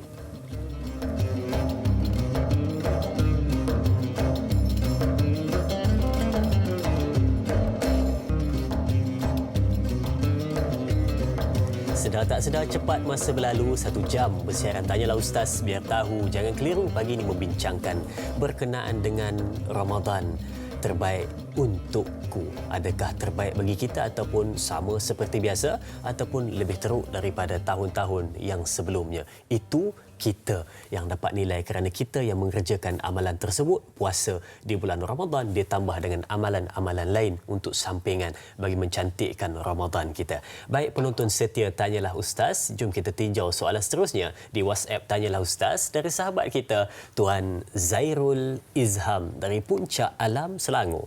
Baik, Assalamualaikum Dai dan Ustaz Suki. Saya selalu tertanya-tanya macam mana sikap para sahabat dan orang-orang soleh ketika berada di hujung bulan Ramadan. Mesti semua buat pecutan terakhir kan Ustaz? Boleh Ustaz kongsikan? Terima kasih Ustaz. Terima kasih juga Tuan Zairul Izham. Soalan yang ditanyakan berkenaan dengan bagaimana kisah-kisah lampau salafus soleh dan juga para sahabat bagaimana bila mana berada di hujung-hujung Ramadan macam kita ni Ustaz. Silakan. Ya, terima kasih kepada persoalan yang dikemukakan. Para sahabat mereka mencontohi Rasulullah sallallahu alaihi wasallam. Bagaimana yang Nabi bagi panduan kepada kita. Betul. Bila mana menghadapi hujung Ramadan. Sebab itu selalu kita buat satu perumpamaan, iaitu Ramadan ni macam kita pelari pecut 100 meter. Ya. Lari pecut 100 meter, bila mana whistle dibunyikan, seorang itu dia berlari pecut. Macam tu kita masuk Ramadan. Masuk Ramadan kita pecut. Maknanya memang semangat nak buat ibadat sebagainya kan. Semangat betul. Sampai tengah Ramadan, kalau pelari pecut, dia akan lagi pecut. Sampai 50 meter lah. Kan? Betul. Begitu juga Ramadan. Bila sampai tengah, kita akan lagi usaha. Bila sampai di ujung, pelari pecut, bila sampai dekat-dekat penamat 20 meter, 10 meter terakhir, agak-agak dia nak memperlahankan larian atau nak pecut lagi. Dia sudah tahu kena pecut lagi. Bagi cepat sampai. Nak bagi cepat sampai, nak dapat kejayaan ni, nak menang ni. Begitu juga Ramadan sebenarnya. Di hujung lagi pecut sebenarnya. Sebab itu di hujung Ramadan Allah sediakan pada 10 yang terakhir yang kita tak tahu mana-mana malam, Allah sediakan Lailatul Qadar. Lailatul Qadri khairun min alfi syahr. Maka dengan sebab itu pedoman daripada Rasulullah sallallahu alaihi wasallam bila mana 10 yang terakhir Nabi pun cukup luar biasa dari sudut amalan yang Nabi tunjukkan kepada sahabat Nabi bagaimana nak dilaksanakan ahya lailahu wa aiqadha ahlahu wa shadda mizara. Maknanya Nabi betul-betul fokus kan. Di situlah kita kata bagaimana akhir Ramadan itu yang kita sebut sebagai pengakhiran yang harum mewangi, pengakhiran yang baik, yang begitu bersungguh-sungguh, dan sudah tentulah pecutan terakhir itu akan mendatangkan natijah yang terbaik. Dan orang yang seumpama inilah layak menyambut Aidul Fitri. Layak ke hari kemenangan. Betul kita sebut hari raya ni sebagai raya fitrah ataupun raya yang kita sambut kemenangan di atas usaha pecut kita tu selama 30 hari. Dan of course lah di hujung tu kita lagi pecut kan. Jadi maknanya itulah kemenangan yang layak diperoleh oleh mereka yang berjaya untuk melaksanakan sesuatu yang terbaik di sepanjang Ramadan. Ya. Tapi kebiasaan kita mula-mulanya laju, di pertengahannya makin slow, di hujungnya memang slow terus Ustaz. Kadang-kadang ada yang tak sempat keluar kan. Itu yang kebiasaan berlaku. Tetapi yang Ustaz ceritakan sebentar tadi bagaimana sikap para sahabat salafus soleh mereka yang terdahulu ketika mana hujung bulan Ramadan, lagi hujung lagi banyak amalan yang dilakukan kerana nak menghabiskan Ramadan dengan sehabis baik mungkin, kerana nak menyambut Aidilfitri dalam keadaan manusia yang dapat kemenangan keluar dari bulan Ramadan. Kemenangan menahan nafsu dan kemenangan membebaskan diri daripada perkara-perkara yang tidak elok. Baik, kita ada soalan seterusnya di Facebook Tanyalah Ustaz TV3 dari sahabat kita Puan Baizura Mazlan. Baik, Assalamualaikum Ustaz, Dai dan semua. Jika kita yakin dan berkata inilah Ramadan terbaikku, sebenarnya kita tertipu dengan diri sendiri. Kalau kita akan berasa selesa dan yakin kita dah buat semua seperti khatam Al-Quran, solat tarawih penuh 30 hari, tetapi panca indera kita tak berpuasa sama. Terutama mulut suka bercerita hal keburukan orang lain dan sebagainya. Mohon pandangan Ustaz, boleh ke kita berpuas hati dengan amalan kita sedangkan bila di sana kelak mungkin pahala kita kosong? Terima kasih. Terima kasih juga Puan Baizura Mazlan. Soalan yang ditanyakan katanya, Zahir memang dah lakukan sehabis baik tetapi mungkin ada perkara lain yang tidak berpuasa. Adakah itu boleh berpuas hati katanya? Silakan Ustaz. Ya, terima kasih kepada persoalan yang juga sebagai satu muhasabah sebenarnya. Betul. dari sudut puasa itu bagaimana puasa yang sebenarnya. Ya, betul. Sebab itu dalam hadis menyatakan rubbas saimin laisa lahu min siyamihi ila al-ju' wal 'atash. Iaitu berapa ramai orang yang berpuasa itu yang mereka hanya dapat lapar dan dahaga saja. Memang tip-top puasa bagus, tak makan tak minum sekadar itu saja. Sebagaimana hadis juga yang kita sebut tadi, bagaimana Nabi SAW menyatakan man lam yada' qaula zur falaysa wal 'amal bihi falaysa lillahi hajatun an yada'a ta'amahu wa syarabahu. Bagi siapa yang tidak meninggalkan kata-kata dusta disebut tadi, yang macam-macam mencerita keburukan orang itu maknanya dia tak jaga kan. Betul. Dia tak jaga. Maka kalau sekadar itu puasanya, Allah tak pandang kalau sekadar tak makan tak minum. Dia boleh buat sebulan itu secara zahir saja, tetapi secara ruh dia, secara puasa yang sebenarnya, yang kita sebenarnya kita puasa Ramadan hari itu, kita bukan sekadar nak jaga puasa kita daripada terbatal. Itu memanglah kita pun takut kalau terbatal puasa kan. Betul. Tetapi sepatutnya setiap orang juga berusaha untuk memastikan supaya pahala puasa kita tak terbatal. Sebab apa? Sebab kalau puasa, kalau menepati rukun dan syarat dia, maka sahlah puasa dia. Tetapi pahala tu bagaimana? Dan kadang-kadang puasa itu sah, tapi pahalanya terbatal. Kerana apa? Kerana mulut tak jaga, mata tak jaga, telinga tak jaga, kaki tak jaga, tangan tak jaga. Itu masalahnya.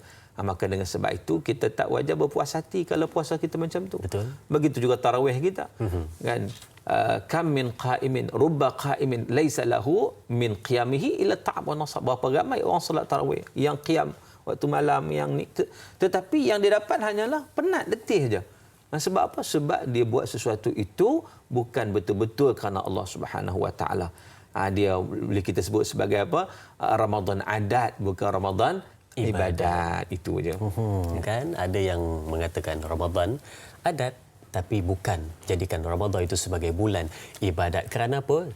Cepat berpuas hati dengan apa yang dia lakukan, tetapi dalaman tidak dicantikkan seperti mana luaran. Baik, sedang penonton kita ada pemanggil di talian. Assalamualaikum. Waalaikumsalam warahmatullahi wabarakatuh. Dari Azim dan Ustaz. Ya, siapa di sana? Saya Ismail.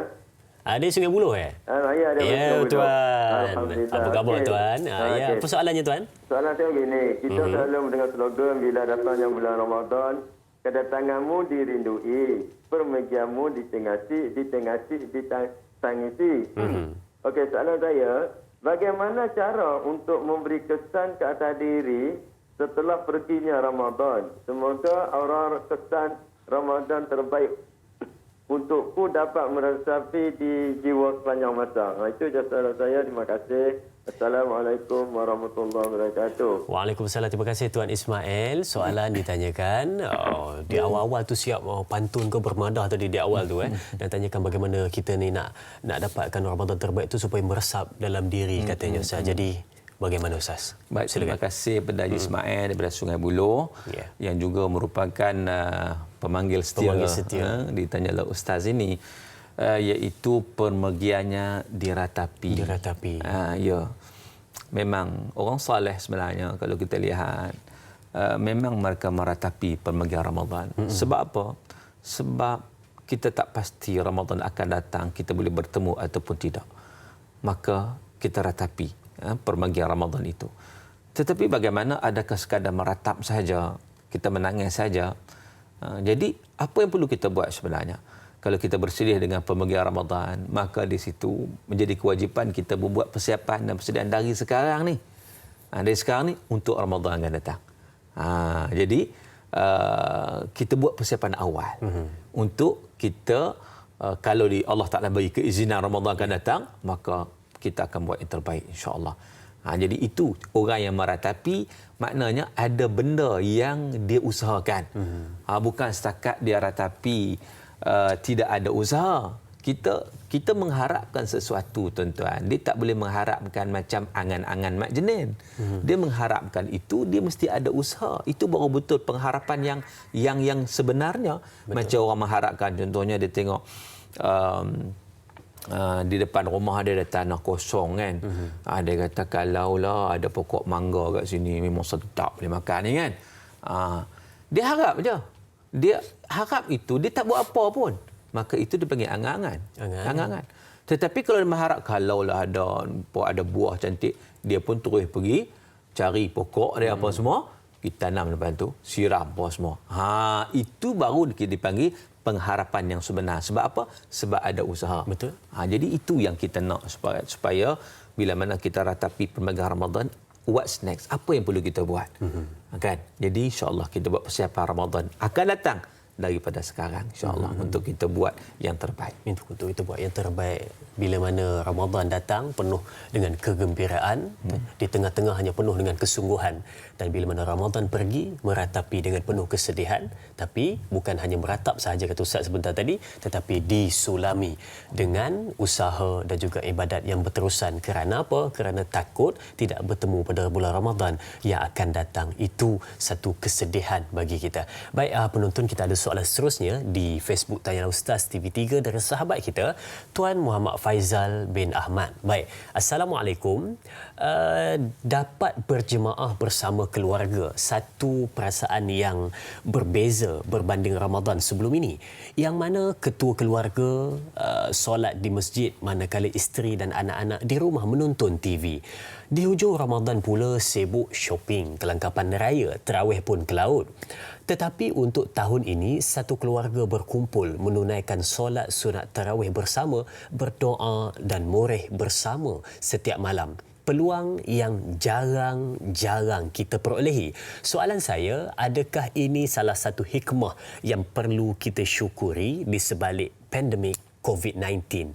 Jazakallah khairan kathiran. Terima kasih juga Tuan Muhammad Faizal. Soalan yang ditanyakan berkenaan dengan mungkin ini kebaikan ataupun hikmah di sebalik pandemik yang melanda, dan katanya tadi peluang untuk sama-sama duduk bersama dengan keluarga itu satu kemanisan untuk Ramadan tahun ini, Ustaz. Ya. Baik, terima kasih kepada persoalan yang dikemukakan. Setiap apa yang berlaku itu ada hikmah dia. Betul. Asa an takrahu syai'an wa huwa khairul lakum. Satu benda yang kamu nampak buruk sebenarnya ada kebaikan. Kan? Ada kebaikannya. Macam dia sebut tadi, saya bersetuju di mana memang kita menghadapi satu pandemik COVID-19, bukan kita je, satu dunia.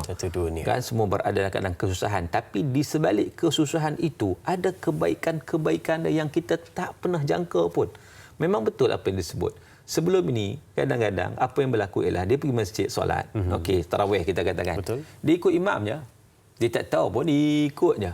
Sekarang ni dia pula jadi imam. Dia pula kena jadi imam. Dia jadi imam. Jadi menyebabkan dia terpaksa ambil tahu. Yang sebelum ni tak tahu. Dia kena ambil tahu. Itu satu kebaikan. Betul. Kan? Baru dia tahu aku ni rupa-rupanya aku hafal qul ya Allah aja. Hal yang aku tak hafal. Kan contohnya. Jadi di situ dia akan belajar. Betul. Manusia ni dia akan sentiasa belajar. Dia kenal pasti kat mana kekurangan dia, kat mana kelebihan dia, kat mana yang perlu diperbaiki.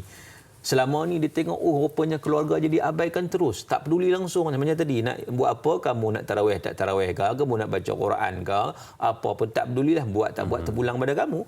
Tetapi sekarang ni bila dia sendiri berhadapan, maka di situ dia akan cek satu-satu. Itu tanggungjawab dia, baru dia sedar betapa tanggungjawab dia. Ada banyak lagi perkara-perkara yang belum dilunaskan. Sedangkan Al-Quran, Allah Ta'ala menyatakan, ya ayyuhallazina amanu qu anfusakum wa ahlikum nar, wahai orang beriman, peliharalah diri kamu dan keluarga kamu daripada azab api neraka. Jadi satu tanggungjawab. Jadi di situ kita lihat banyak sebenarnya benda-benda yang positif. Sebab tu kita tengok dari sudut positif. Apa juga ujian, walaupun nampak buruk ujian tersebut, tetapi ada diselitkan banyak hikmah-hikmah dan kebaikan-kebaikan yang ada. Yang penting kita tetap kena bersyukur kepada Allah Subhanahu Wa Taala atas apa juga yang berlaku. Sebab tu orang beriman ni, macam mana pun yang berlaku, dia tetap okey, dia tetap maintain. Sebab apa? Kalau dia dapat nikmat, dia bersyukur pada Allah. Kalau dia dapat musibah, dia bersabar pada Allah.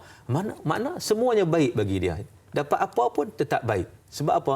Sebab dia yakin setiap apa yang berlaku itu ada hikmahnya. Wallahualam. Terima kasih Ustaz. Pencerahan berkenaan dengan soalan dari sahabat kita sebentar tadi. Setiap apa yang berlaku dalam kehidupan ada hikmah di sebaliknya. Bukan selalu dapat peluang untuk menjadi imam, untuk solat sunat tarawih. Tambahan pula kemanisan bila mana jadi imam untuk keluarga sendiri. Satu kenangan yang cukup indah dalam kehidupan kita. Baik, sidang penonton, kita ada soalan seterusnya di Facebook Tanyalah Ustaz TV3 dari sahabat kita Puan Nurul Huda Tajuddin. Apakah soalannya? Baik, Assalamualaikum Ustaz. Seperti yang kita maklum maklum, akibat PKP ini, kita tidak boleh melakukan ibadat tarawih dan juga solat sunat hari raya di masjid atau surau seperti selalu. Dan semuanya perlu dilakukan di rumah sahaja. Sekiranya Ramadan ini merupakan Ramadan yang terakhir untuk kita dan tahun hadapan kita dijemput oleh Allah Subhanahu wa taala. Adakah ibadat yang kita lakukan di rumah ini akan mendapat ganjaran yang sama seperti keadaan sebelum PKP? Mohon penjelasan Ustaz. Terima kasih. Terima kasih Puan Nurul Huda Tajuddin. Soalan yang ditanyakan agak menyentuh jiwa juga ya. Bila mana dia bertanyakan, bagaimana kalau Ramadan ini, Ramadan terakhir, penutupnya adalah beribadat hanya di rumah, bukan di rumah Allah Subhanahu wa taala. Bagaimana? Adakah diterima dan sama seperti mana buat di masjid surau? Silakan Ustaz. Baik, terima kasih kepada persoalan yang dikemukakan. Jadi persoalannya, bagaimana kalau Ramadan ini benar-benar Ramadan terakhir buat kita. Jadi sedangkan tahun ini kita banyak buat di rumah, memang kena buat di rumah lah. Tak boleh buat di surau, tak boleh buat di masjid. Terutamanya tarawih lah. Kalau puasa memanglah.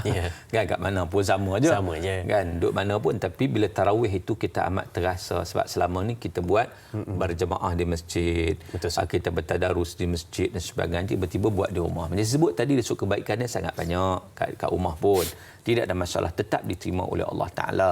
Cumanya ada benda-benda yang positif saya sebut. Iaitu yang pertamanya antara lain, kadang-kadang solat raya pun besok buat di rumah juga kan. Betul.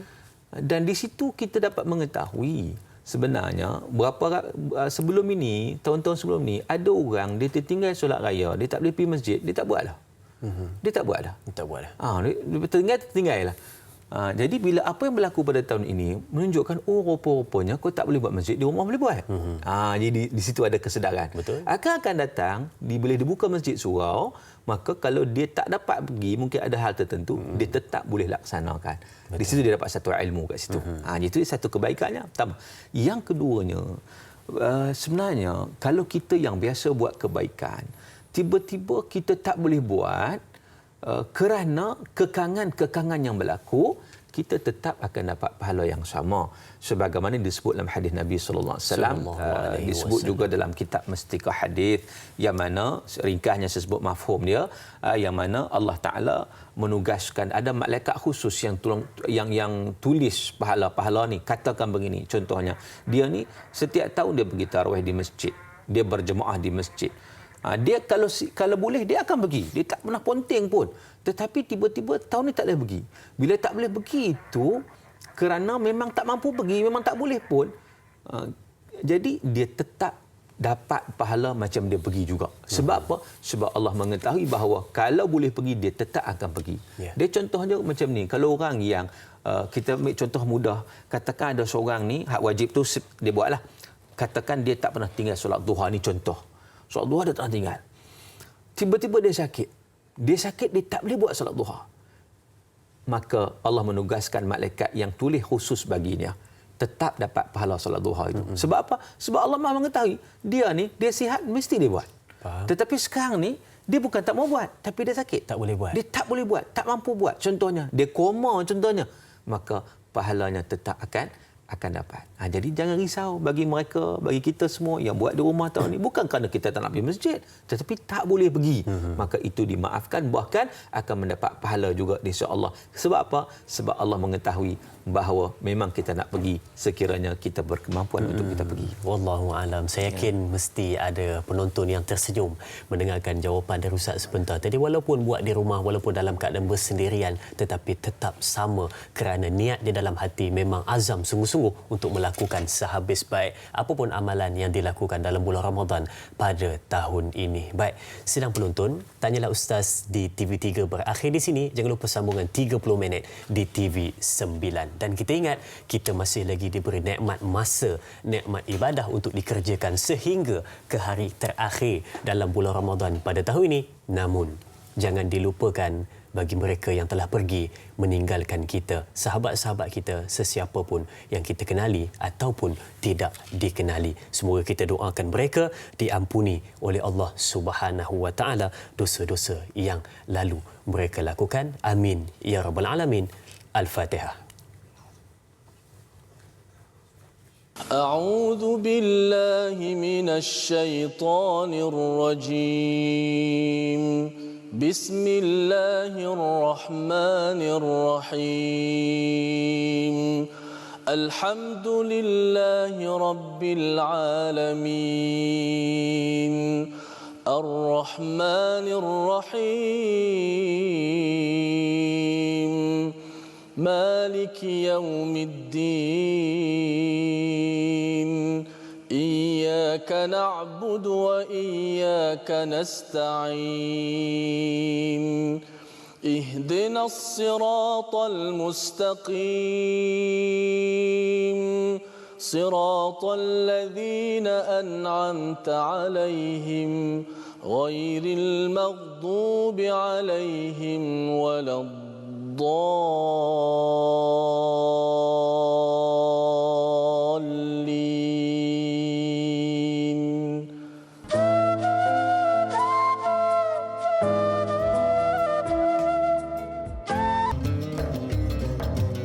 Andai zakat adalah, andai harta adalah noda, maka zakatlah penawarnya.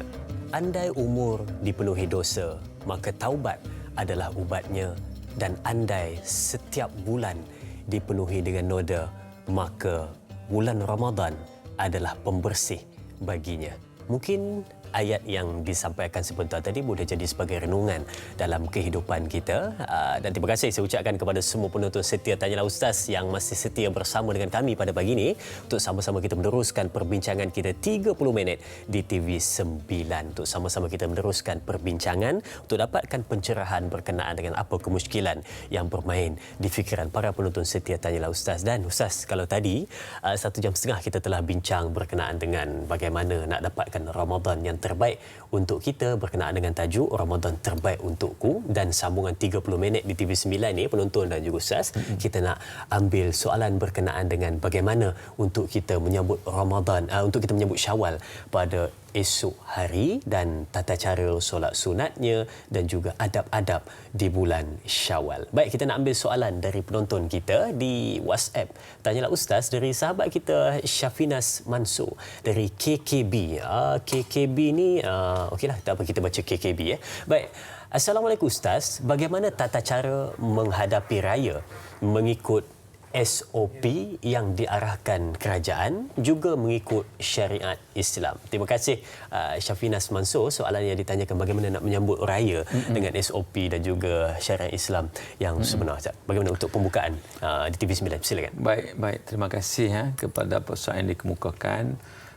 Jadi sebagaimana yang kita maklum bahawa hari ini hari terakhir bulan Ramadan. Pertama sekali, sebelum kita nak bincang bab raya ni, persediaan untuk kita menghadapi perayaan seumpamanya, setiap detik yang berharga dalam bulan Ramadan ni kita jangan sia-siakan. Itu satu benda yang sangat-sangat penting. Kita masih ada lagi ni Ramadan ni, hari ni kan. Jadi setiap saat, setiap waktu, setiap detik yang berharga dalam bulan Ramadan ni kita ambil peluang sungguh-sungguh. Dan insya-Allah kita akan menyambut raya bermula malam ni bila terbenamnya matahari, maka masuklah 1 Syawal. 1 Syawal. Okey, jadi apakah perkara-perkara yang kita nak laksanakan? Yang pertama disebut tadi, apakah SOP yang diberikan oleh kerajaan itu menepati syariat? Ya, menepati syariat. Sebab apa? Sebab keadaan-keadaan tertentu sekarang ini yang menyebabkan kita tidak boleh pergi solat ramai-ramai di surau masjid sebagaimana biasa untuk menjaga maslahat. Betul. Untuk tidak memberi kemudaratan, bahkan mencegah kemudaratan itu lebih diutamakan. Darul mafasid aqdam min jalbil masalih. Jadi maknanya kita menolak kemudaratan itu satu kewajipan. Kalau dibiarkan pergi ramai-ramai pakat kena Covid belaka, maka ini satu benda yang makna kemungkinan itu ada. Maka pencegahan itu al-wiqayah khairun min al-ilaj. Prevention is better than cure. Maknanya mencegah itu lebih baik daripada mengubati, dan ini memang merupakan sesuatu yang dianjurkan.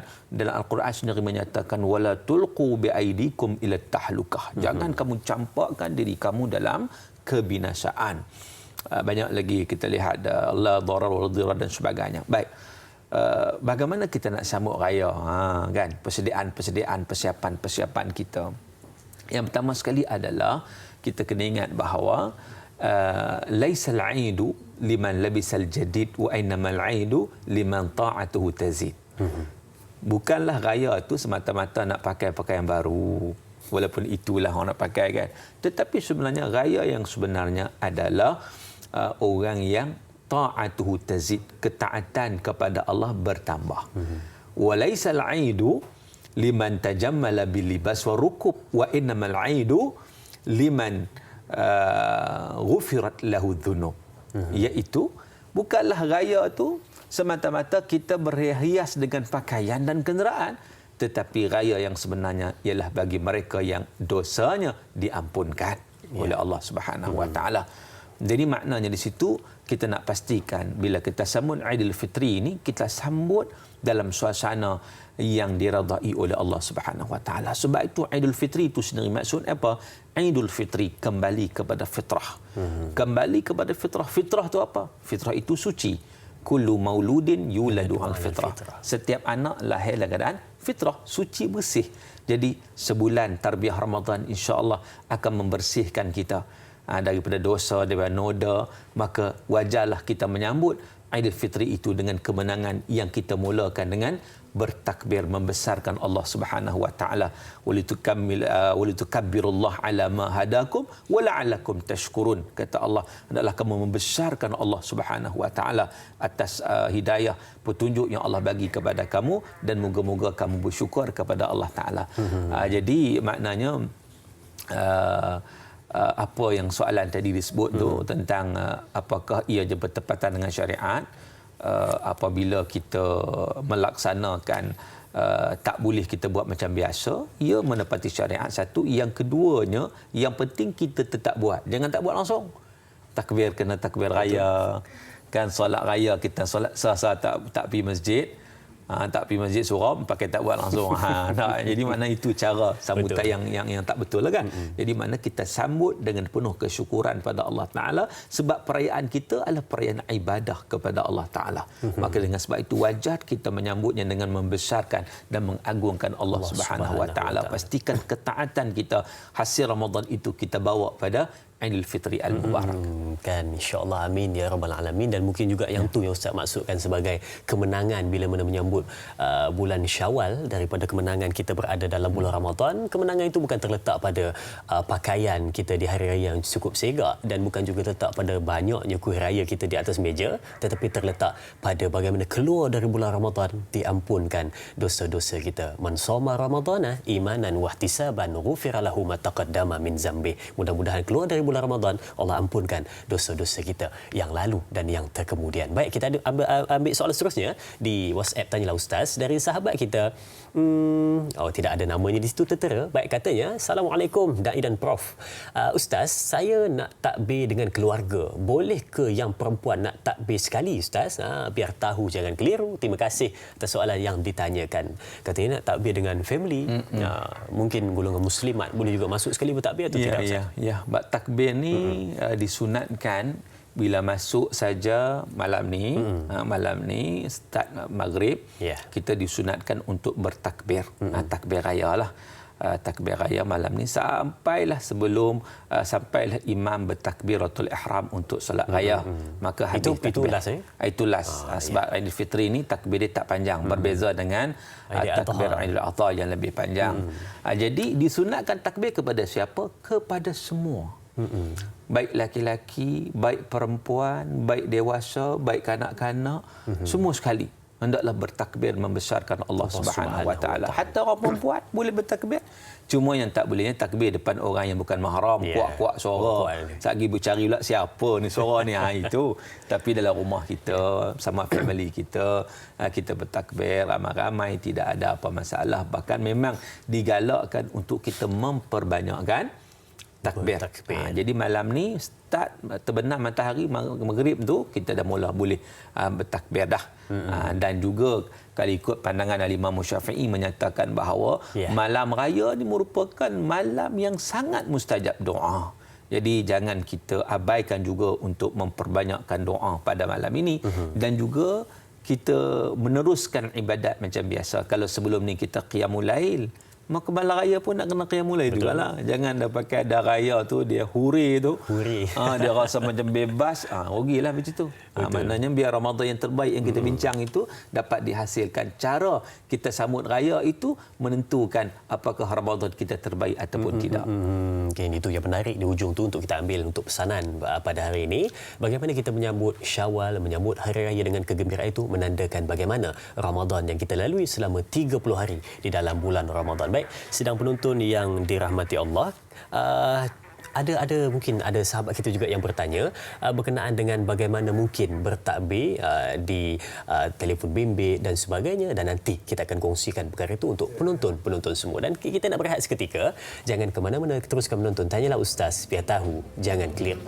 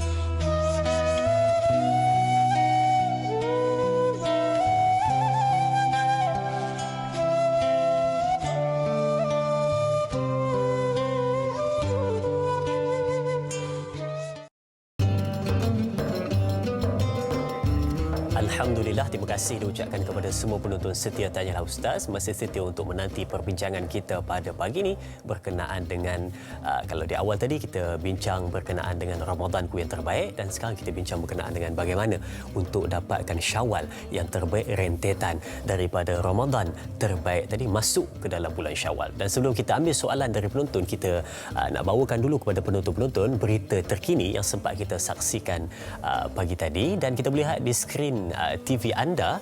Kalau kita lihat di situ tajuknya pegawai positif COVID-19, Perdana Menteri kena kuarantin. Kuala Lumpur, Perdana Menteri Tan Sri Muhyiddin Yassin diarahkan menjalani kuarantin selama 14 hari di kediamannya bermula petang ini. Pejabat Perdana Menteri dan dalam kenyataannya memaklumkan tindakan itu diambil semasa seorang pegawai yang hadir pada mesyuarat pasca Kabinet di Pejabat Perdana Menteri pada Rabu disahkan positif COVID-19. Perdana Menteri sudah menjalani ujian saringan COVID-19 pagi tadi dan disahkan negatif. Alhamdulillah, dan sama-sama kita doakan semoga tidak ada apa-apa yang berlaku. Mudah-mudahan dapat kembali seperti keadaan sedia kala, dan kita doakan semoga dijaga kerana banyak memberikan satu tanggungjawab dan juga kesan pada negara kita. Baik, terima kasih diucapkan kepada semua, dan kita nak sambung ambil soalan di WhatsApp Tanyalah Ustaz dari sahabat kita FK dari Kuala Nerang, Kedah. Kalau tak silap Kuala Nerang, Kedah ya penonton-penonton ya. Baik. Okey, Dr. Suki dan juga Dayak Azrin. Assalamualaikum. Soalan saya, macam mana cara nak solat sunat hari raya bagi yang bujang dan berseorangan di rumah? Bagaimana pula Ustaz ya? Adakah boleh solat bersama-sama keluarga di kampung melalui panggilan video? Wow. Saya tidak dapat balik kampung Ustaz, sama kita semua tak boleh balik ya. Jadi macam mana Ustaz untuk semayang seorang-seorang di rumah, dan mungkin ada semayang satu family di rumah dan juga semayang, boleh ke dia di Kuala Lumpur dan familynya di Kuala Nerang, tapi dia jadi imam di Kuala Lumpur, familynya jadi makmum di Kuala Nerang melalui panggilan video call Ustaz? Boleh atau tidak? Silakan. Baik, terima kasih atas persoalan yang dikemukakan. Begitu canggih pada hari ini solat di sini orang makmum di Kuala Nerang. Dia sebenarnya tidak boleh. Tidak boleh. Yang panggilan video call tu tak boleh. Dia solat dalam keadaan panggilan video call yang berada di Kuala Nerang di sini, maka dia tidak berada pada tempat yang sama. Baik, Ustaz. Kan bahkan kalau kita lihat dalam soft itu pun, kalau orang yang berada di luar masjid pun dia antara soft dengan dia paling jauh 300 hasta ataupun 150 meter. Itu disebut dalam kitab fiqh. Lepas daripada tu dia kira terputus. Apatah lagi dalam soalan seumpama ni. Jadi bab solat raya ni, tata cara solat raya sekarang ni, antara hikmah yang kita peroleh ialah masing-masing nak ambil tahu solat raya tu sebenarnya macam mana. Nak ambil tahu, nak solat jemaah, solat seorang. Sebelum ni pergi surau, pergi masjid, ikut saja, itu saja. Betul. Tapi sekarang ni satu hikmahnya kita kena ambil tahu. Baik, jadi solat sunat raya ni memang disunatkan, sunat muakkad, sunat yang dituntut untuk ditunaikan. Kalau tak boleh buat di masjid macam sekarang, kita buat di rumah. Boleh buat berseorangan, boleh buat secara berjemaah. Tapi kalau ada family di rumah, kita buat berjemaah. Itu lebih baik. Kalau kita duduk seorang-seorang pun tak ada masalah. Kita tetap boleh buat, kita buat seorang-seorang. Cuma kalau seorang-seorang ni tak sunat khutbah lah. Sebab takkan nak khutbah diri sendiri. Pergi tengok cermin, ittaqullah, begitu kat diri sendiri. Kan? Dia tak perlu sunat khutbah. Tapi kalau buat berjemaah, disunatkan juga untuk berkhutbah. Jadi solat sunat raya ni macam mana cara dia? Dia paling ringkas solat sunat 2 rakaat. Macam solat sunat biasa yang kita buat lah. Solat sunat rawatib contohnya. Cuma beza je niatnya. Niatlah hati, aku solat sunat raya 2 rakaat kerana Allah. Maka kita solat macam biasa, 2 rakaat biasa. Itu sekurang-kurangnya. Tetapi yang sempurnanya ialah tata caranya. Mula-mula kita niat solat raya sama ada berjemaah ataupun seorang. Kalau seorang-seorang lah. Kalau berjemaah tengok ke imam, niat sebagai imam. Kalau makmum, niat sebagai makmum. Kita pun bertakbiratul ihram. Allahu Akbar. Lepas tu kita baca doa iftitah. Lepas doa iftitah, kita pun start takbir 7 kali. Takbir 7 kali. Allahu Akbar sekali. Kita pun baca subhanallah walhamdulillah wala ilaha illallah wallahu akbar wala haula wala quwata illa billahil aliyil azim. Itu kita bertasbih. Takbir kali kedua, Allahu Akbar, baca yang sama subhanallah alhamdulillah wala ilaha illallah wallahu akbar. Takbir ketiga adalah Allahu Akbar. Sampai berapa? 7 kali takbir. Lepas takbir yang 7 Allahu Akbar, kita terus baca Fatihah. Terus baca Fatihah. Jadi maknanya dalam 7 takbir itu ada 6 kali tasbih. 6 kali tasbih. Sebab takbir yang 7, lepas habis takbir yang 7, kita terus baca Fatihah, kemudian baca surah. Apa-apa surah. Kemudian macam biasa rukuk, iktidal, sujud, doa antara sujud, naik rakaat yang kedua. Bila naik rakaat kedua, kita takbir 5 kali. Kalau tadi 7 kali, ini kita takbir 5 kali dan diselangi dengan tasbih sebanyak 4 kali.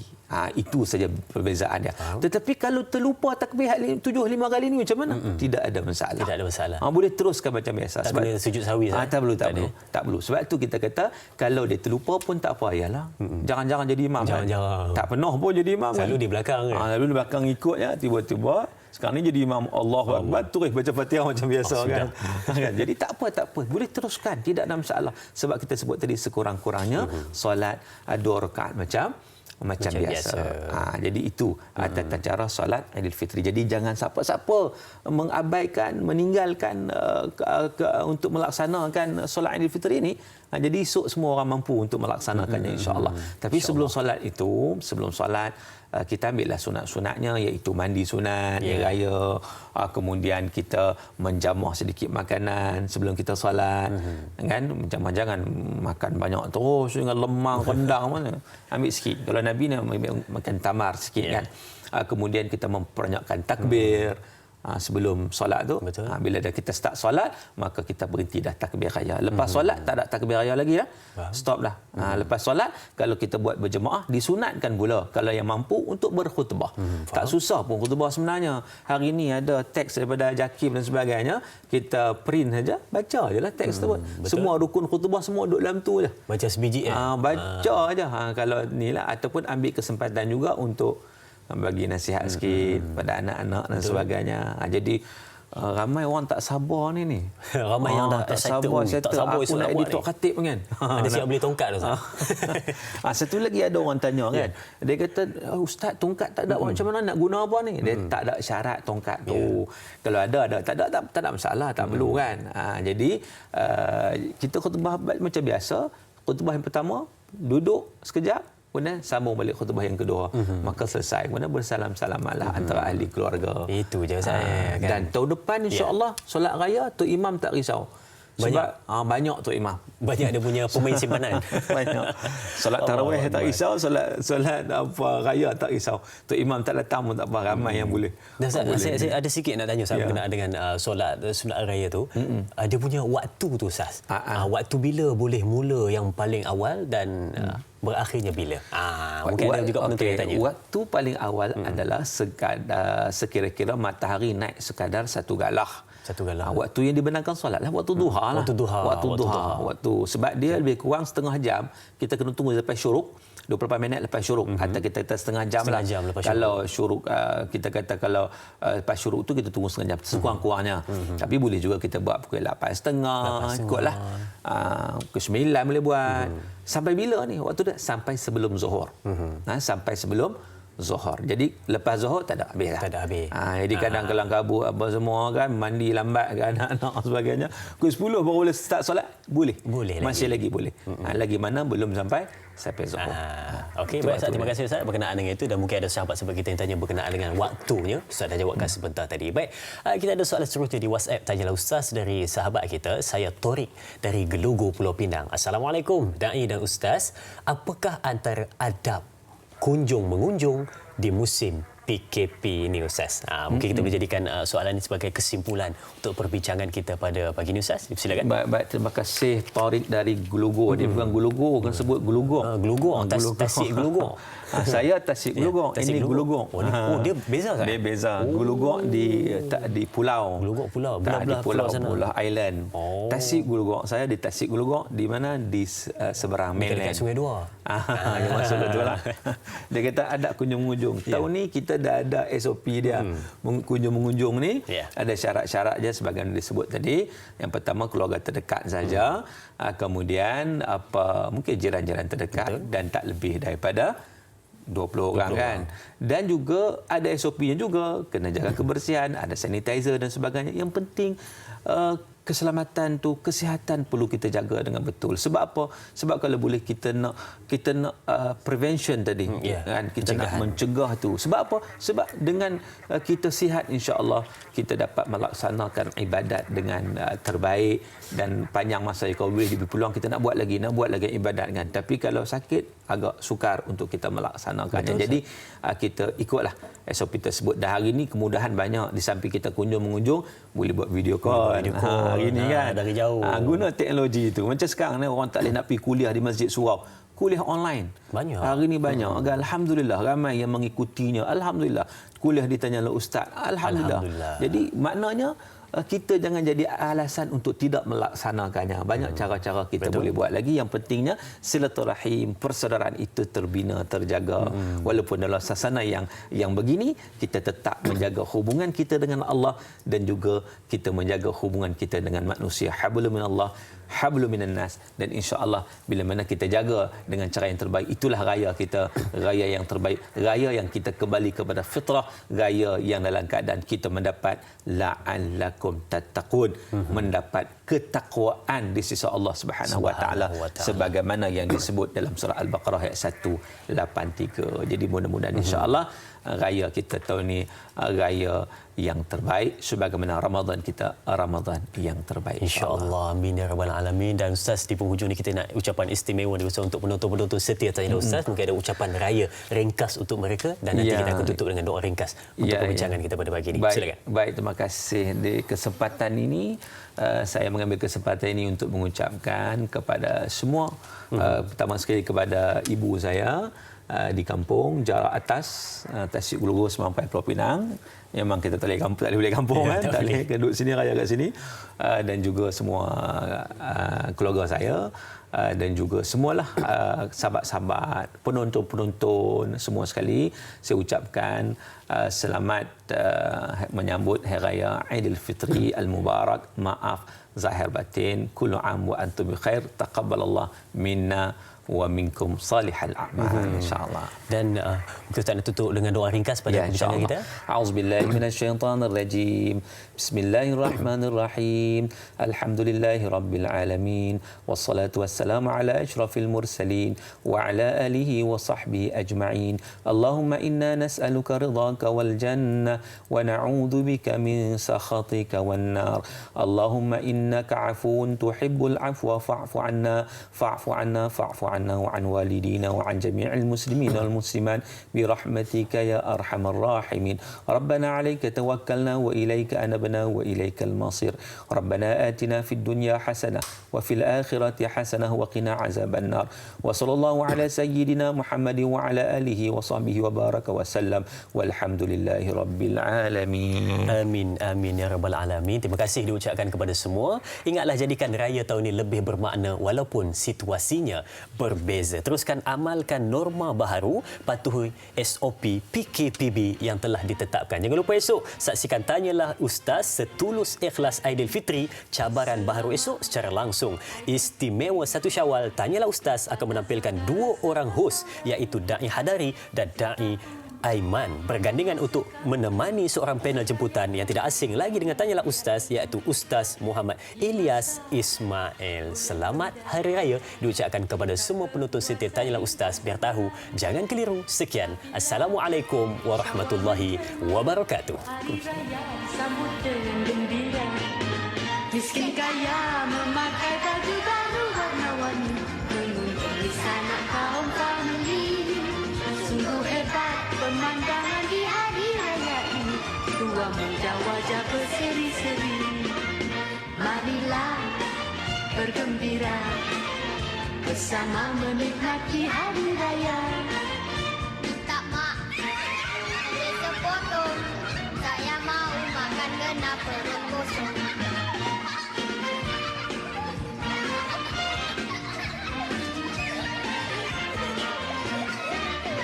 Selamat Aidilfitri kepada saudara serta saudari.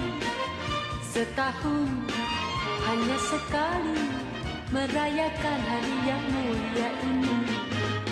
Di masa bulan Ramadan kita berpuasa hingga sebulan. Apabila Syawal menjelma, hari raya disambut dengan gembira. Maafkanlah jika ada terlanjur perkataan, diharap supaya